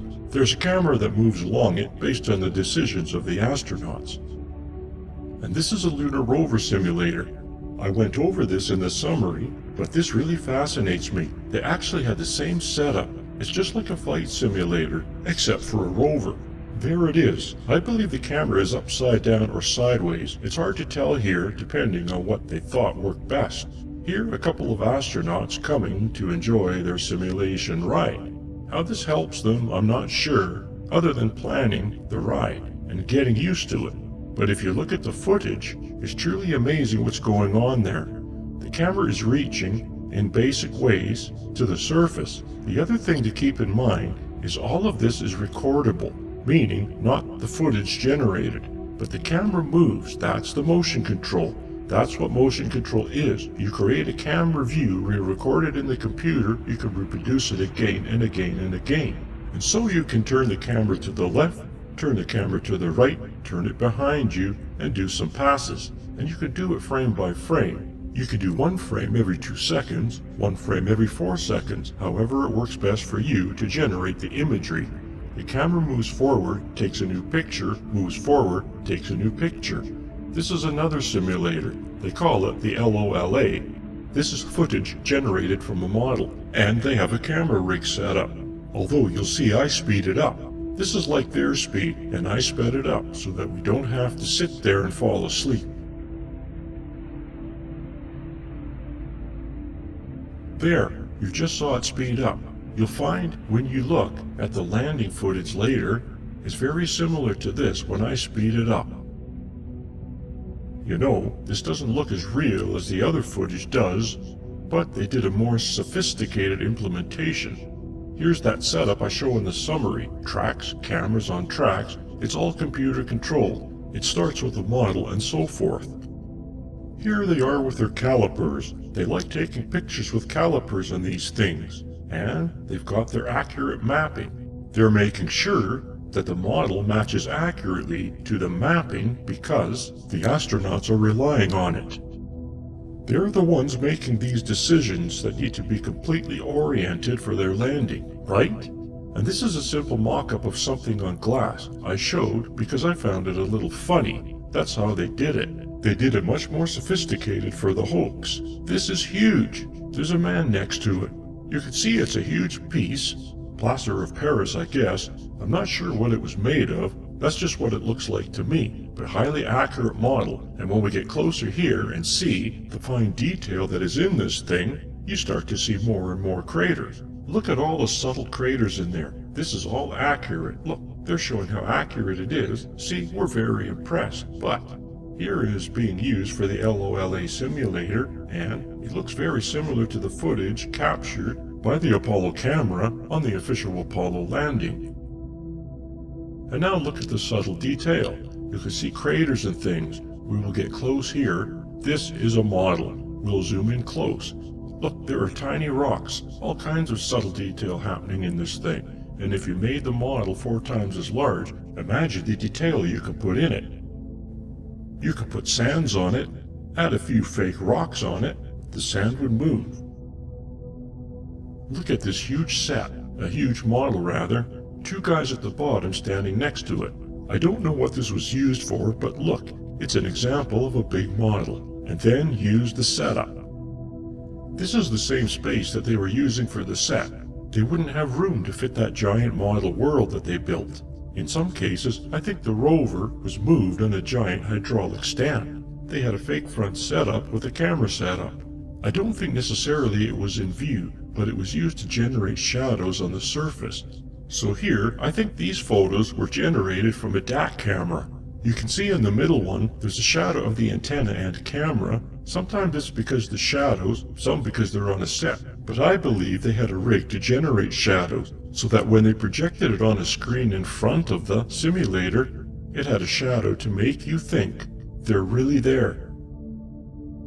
Here's another example you can see, but it's rare, right? All of these images, but they only have one shadow, so it's quite possible they take 1 frame at a time. It's just got a shadow in it. Fiber optics are used in the cameras. Possibly they had endoscopic kind of setup with the camera, and instead of doing this, like they did in Star Wars, you have these guys coming and going and animating. The camera animated. In fact, you'll hear Douglas Trumbull a bit describe how they did it on Back to the Future ride.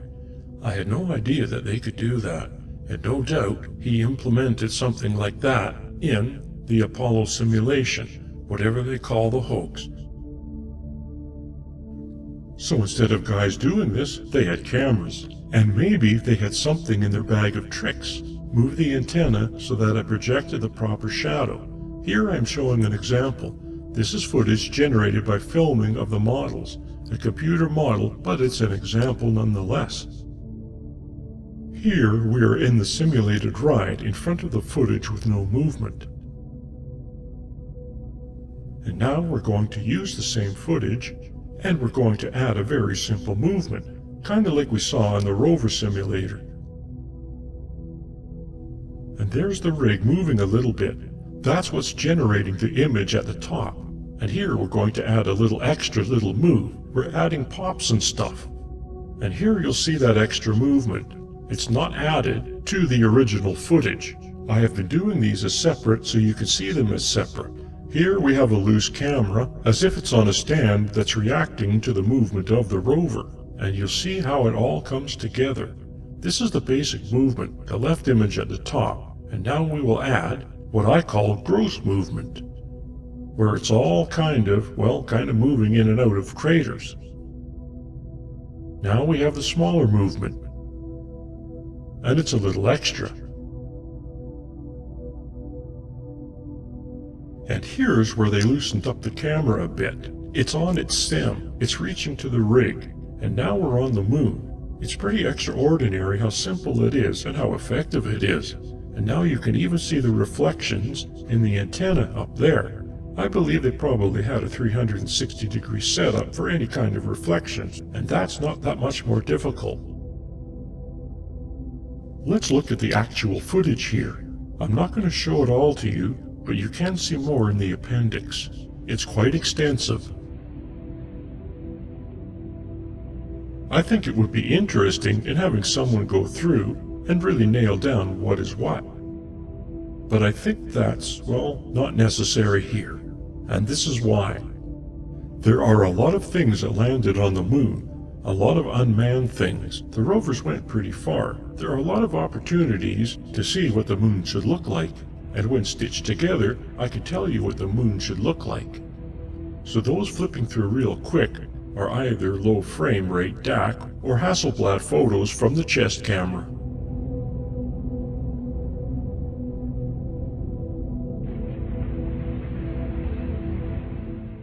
So here, I stabilize these. It's amazing how unbearable it is to watch the actual footage. It'll drive you insane it's shaking so much.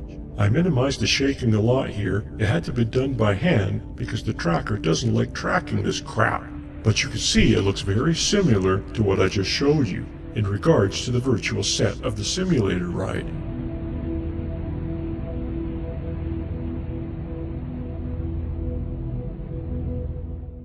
See that shadow on the lower right? This could be a setup. I believe this is a section of the set, the previous one, if you look at this clip. And when you look at the whole clip, I believe sometimes they mixed how they did it. Sometimes they filmed it with a model, sometimes they filmed it on a set. They used the same rover, actually, that was on a set. They put it on a rig. Up here it looks like it's on a set, but it's hard to tell. You don't see any shadows of the astronaut on the ground, the other astronaut sitting in the rover, and the reflections are just the landscape. So I think it's quite possible that this is faked footage, meaning they're not on a set. And this is all reacting to the motion-controlled camera that they have on it. There's nothing about this footage that says, the landscape, so it's actual. There's no detail in here, so you can't see the detail, it's all limited. The other thing about this footage is that it is transferred to HD. Thank you very much. It should be transferred into log, to digital format, so that we can analyze it for ourselves. Perhaps somebody else could get that to happen. And there's a shadow on the ground. Either that was on a set, quite possible. They're kind of going in circles or actually done on a model.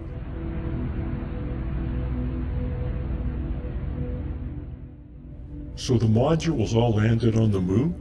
Well, they have footage of it. These were all captured models.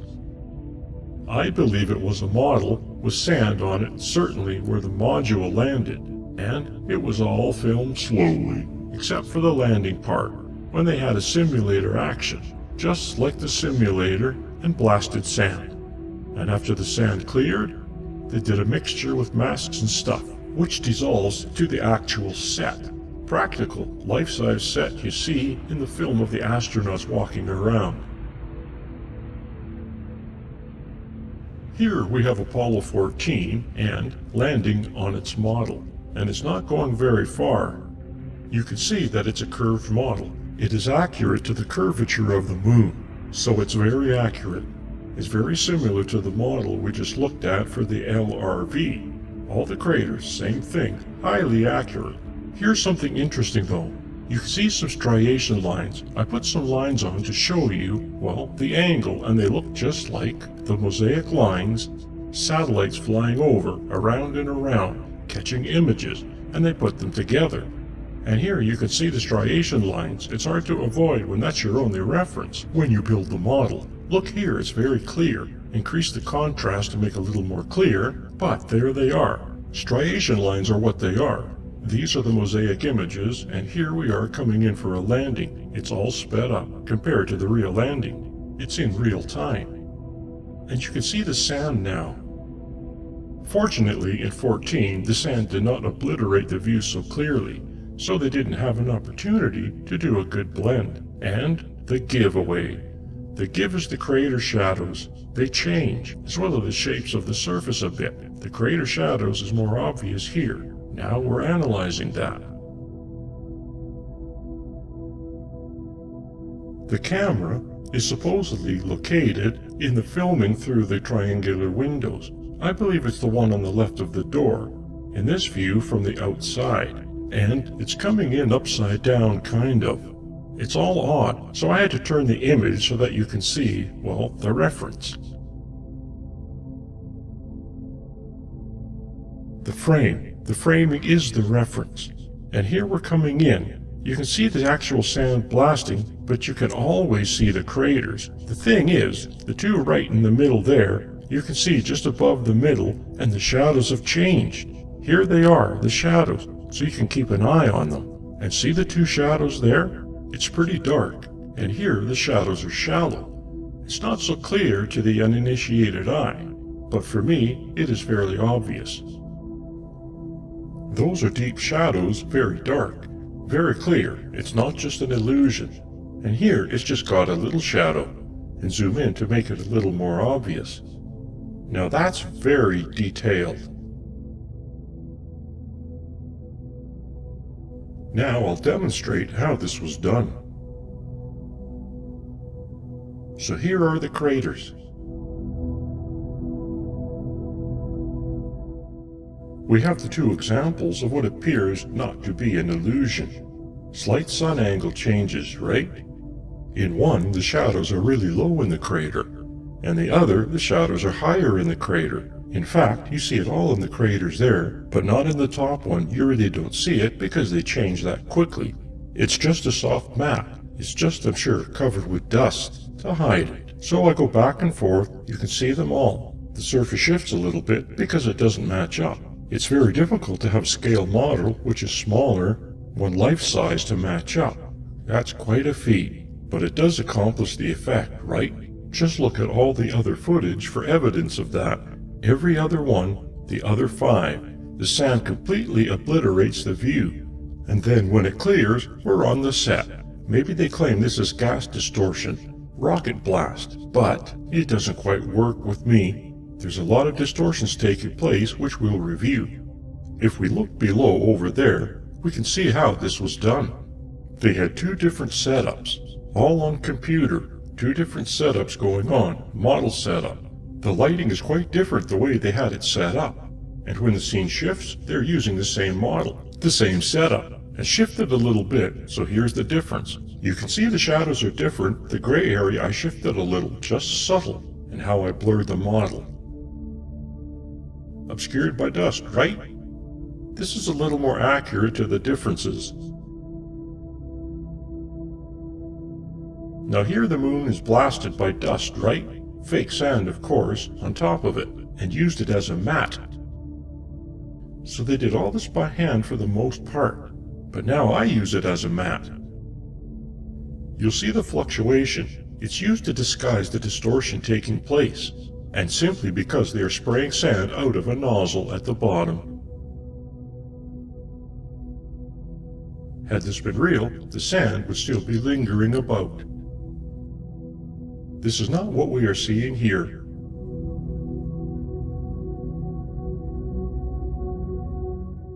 There's another discrepancy here. That's because one was a model and one was a life-size. There's a change occurring here on the detail.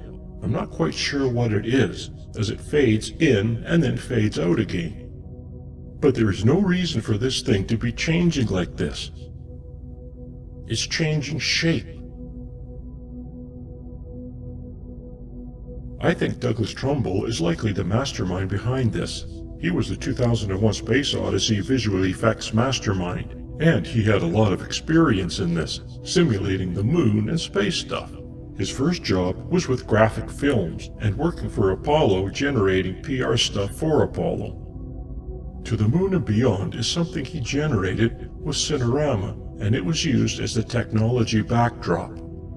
Here's some information about To the Moon. It's a large film format, really longer than other formats, and it's extraordinary what they did on Space Odyssey 2001. There is evidence that it was supported by NASA, and it was a kind of an R&D to figure out all the technology. They used it for the Apollo hoax.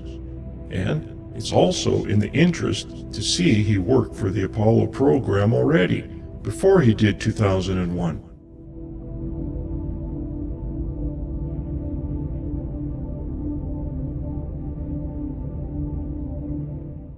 Again, it was a large format with the use of a fisheye lens and immersive cinema. That is, immersive cinema before the Apollo program. So he was already interested in it. It's quite extraordinary how his career parallels the ability to do all of the special effects needed to pull off this hoax.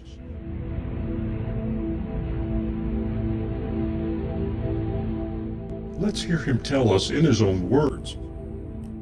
I'll get into it right away, and I'm going to take it pretty much chronologically, so I think it'll make a certain amount of sense. When I was just out of high school, I was going to be an architect, I thought, and I started taking courses in illustration and painting and mechanical drawing and engineering drawing and things like that. I became very fascinated with kind of science fiction illustration, and it was all multiplane photography, fisheye lenses projected into a dome theater, and photographed with fisheye lenses and wide-angle lenses projected with fisheye lenses into a kind of a planetarium dome theater. And the show was called To the Moon and Beyond. And Stanley Kubrick and Arthur Clarke saw this show, which I had done all the illustrations for, which were part of the multiplane photography. And Graphic Films got a job to start doing some preliminary early design work for 2001: A Space Odyssey, which at the time was called Journey Beyond the Stars in a very early draft. This is one of my early pencil sketches for a kind of a lunar base. You can see some similarity here to, the horizon on the moon, the Earth in the distance, various kinds of lunar modules and stuff like that. An idea for a pod, which became like a pod in 2001. But I wanted to digress a little bit. So 2001, you have a little storyboard drawing. A lot of the storyboard drawings we worked with were very simple, sketches almost, but you see shots in the movie, and then you see the moon bus, and that was one of my first tasks on 2001 as a young man. I was probably maybe 24, starting to detail these miniatures and trying to make them look photorealistic, even though they were just fiberglass models with not much detail.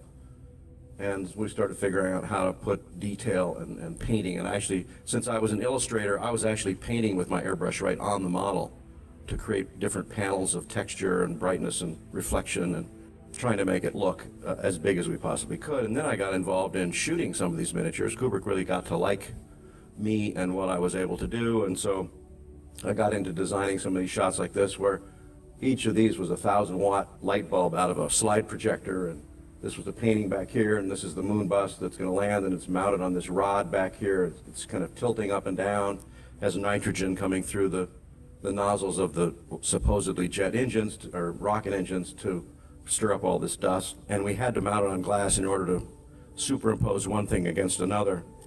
So you get shots like this, shots like this. You can see all this little detail and stuff that I got involved in creating little, streaks of grease and who knows what to try to make it look real.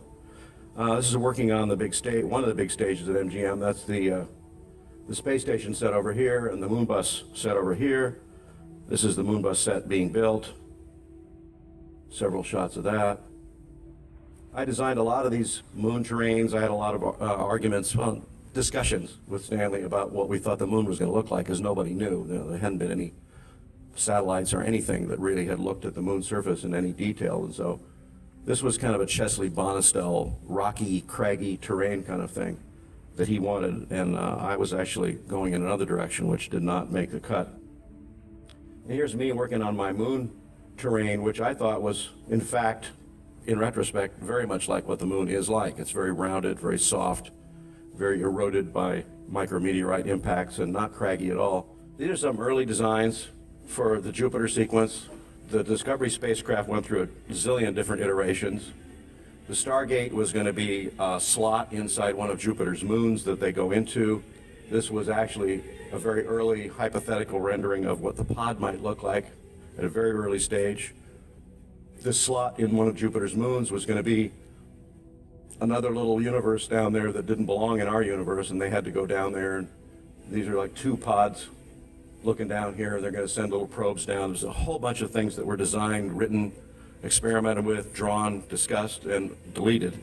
This movie went through tremendous development. So the thing I'm talking about today is all the whole kind of creative process of how you tackle a problem, work on it, discuss it, solve it, change it, and try to come up with a new solution to make something on the screen that people have not seen before. So anyway, ShowScan was this 60-frame, 70-millimeter giant screen thing that was way better than Cinerama and way better than IMAX in 1975.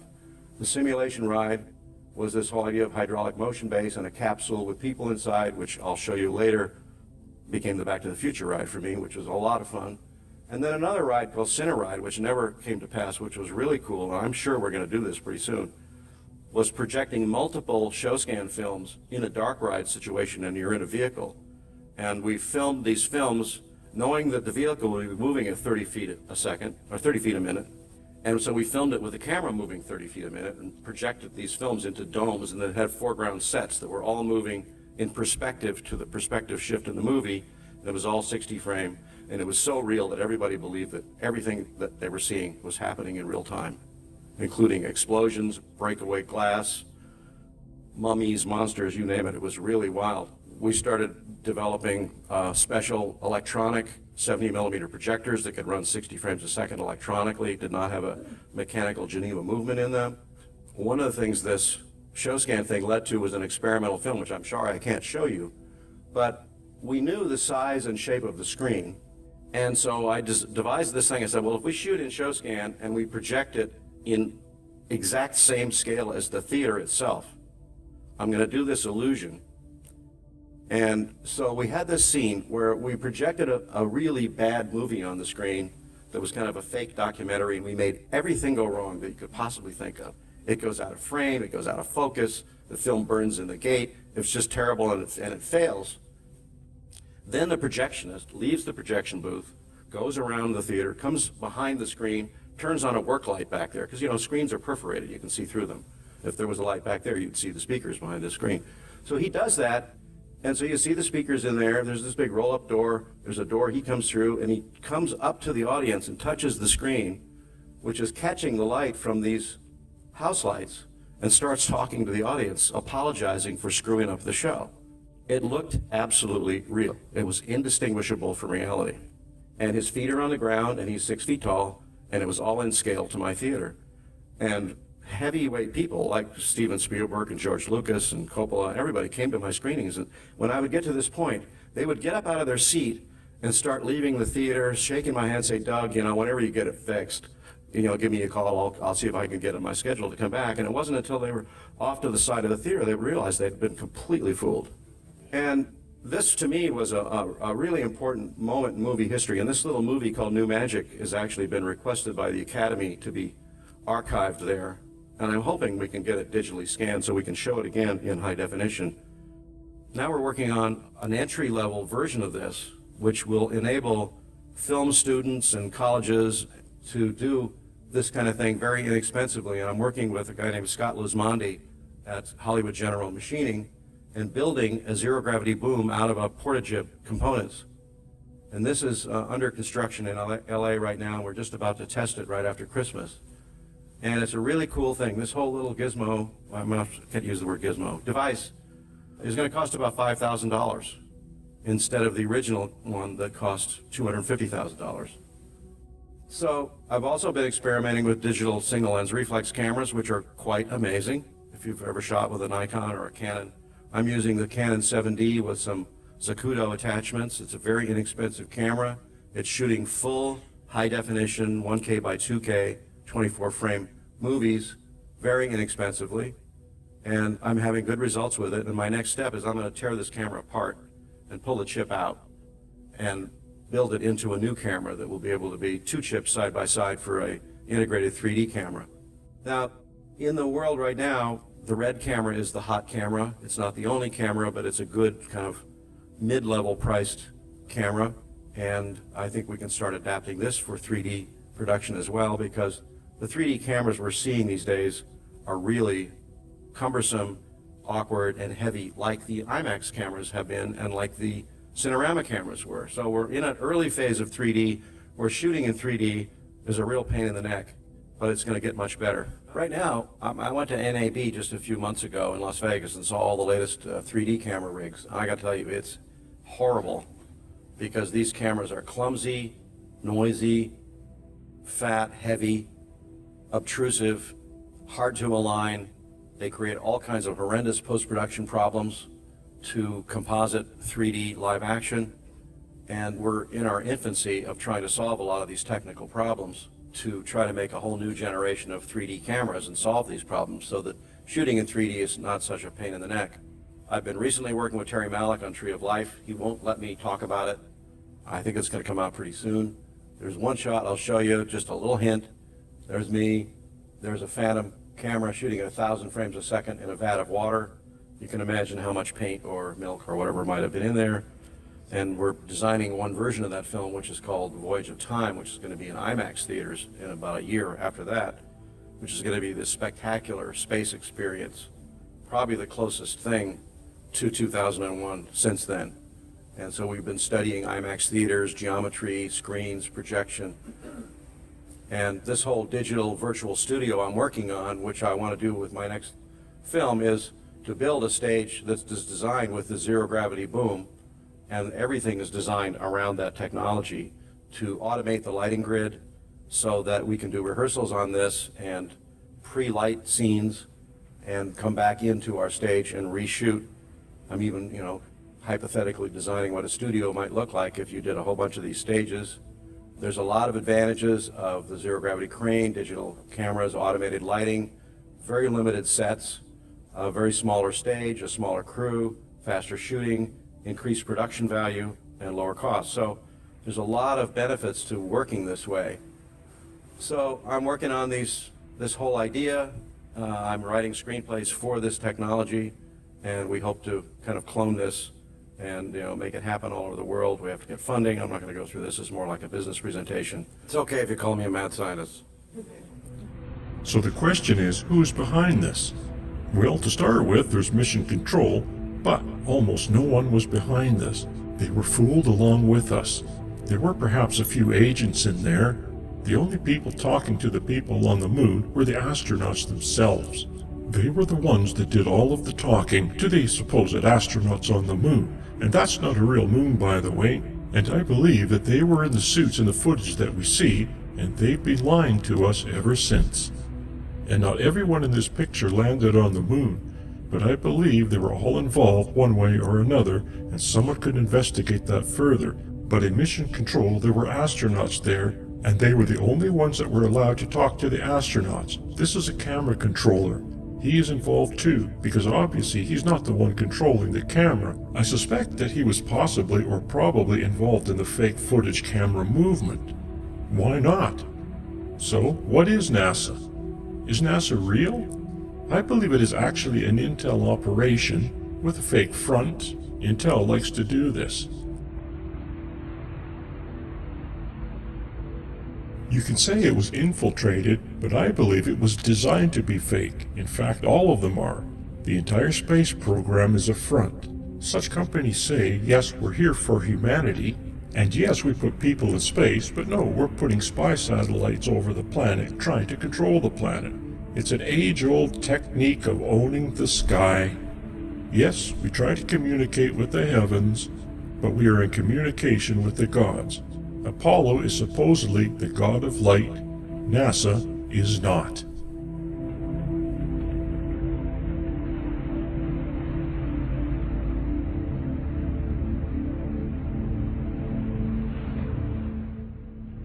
So without Apollo, what is NASA? Apollo isn't real. It's nothing but a ghost.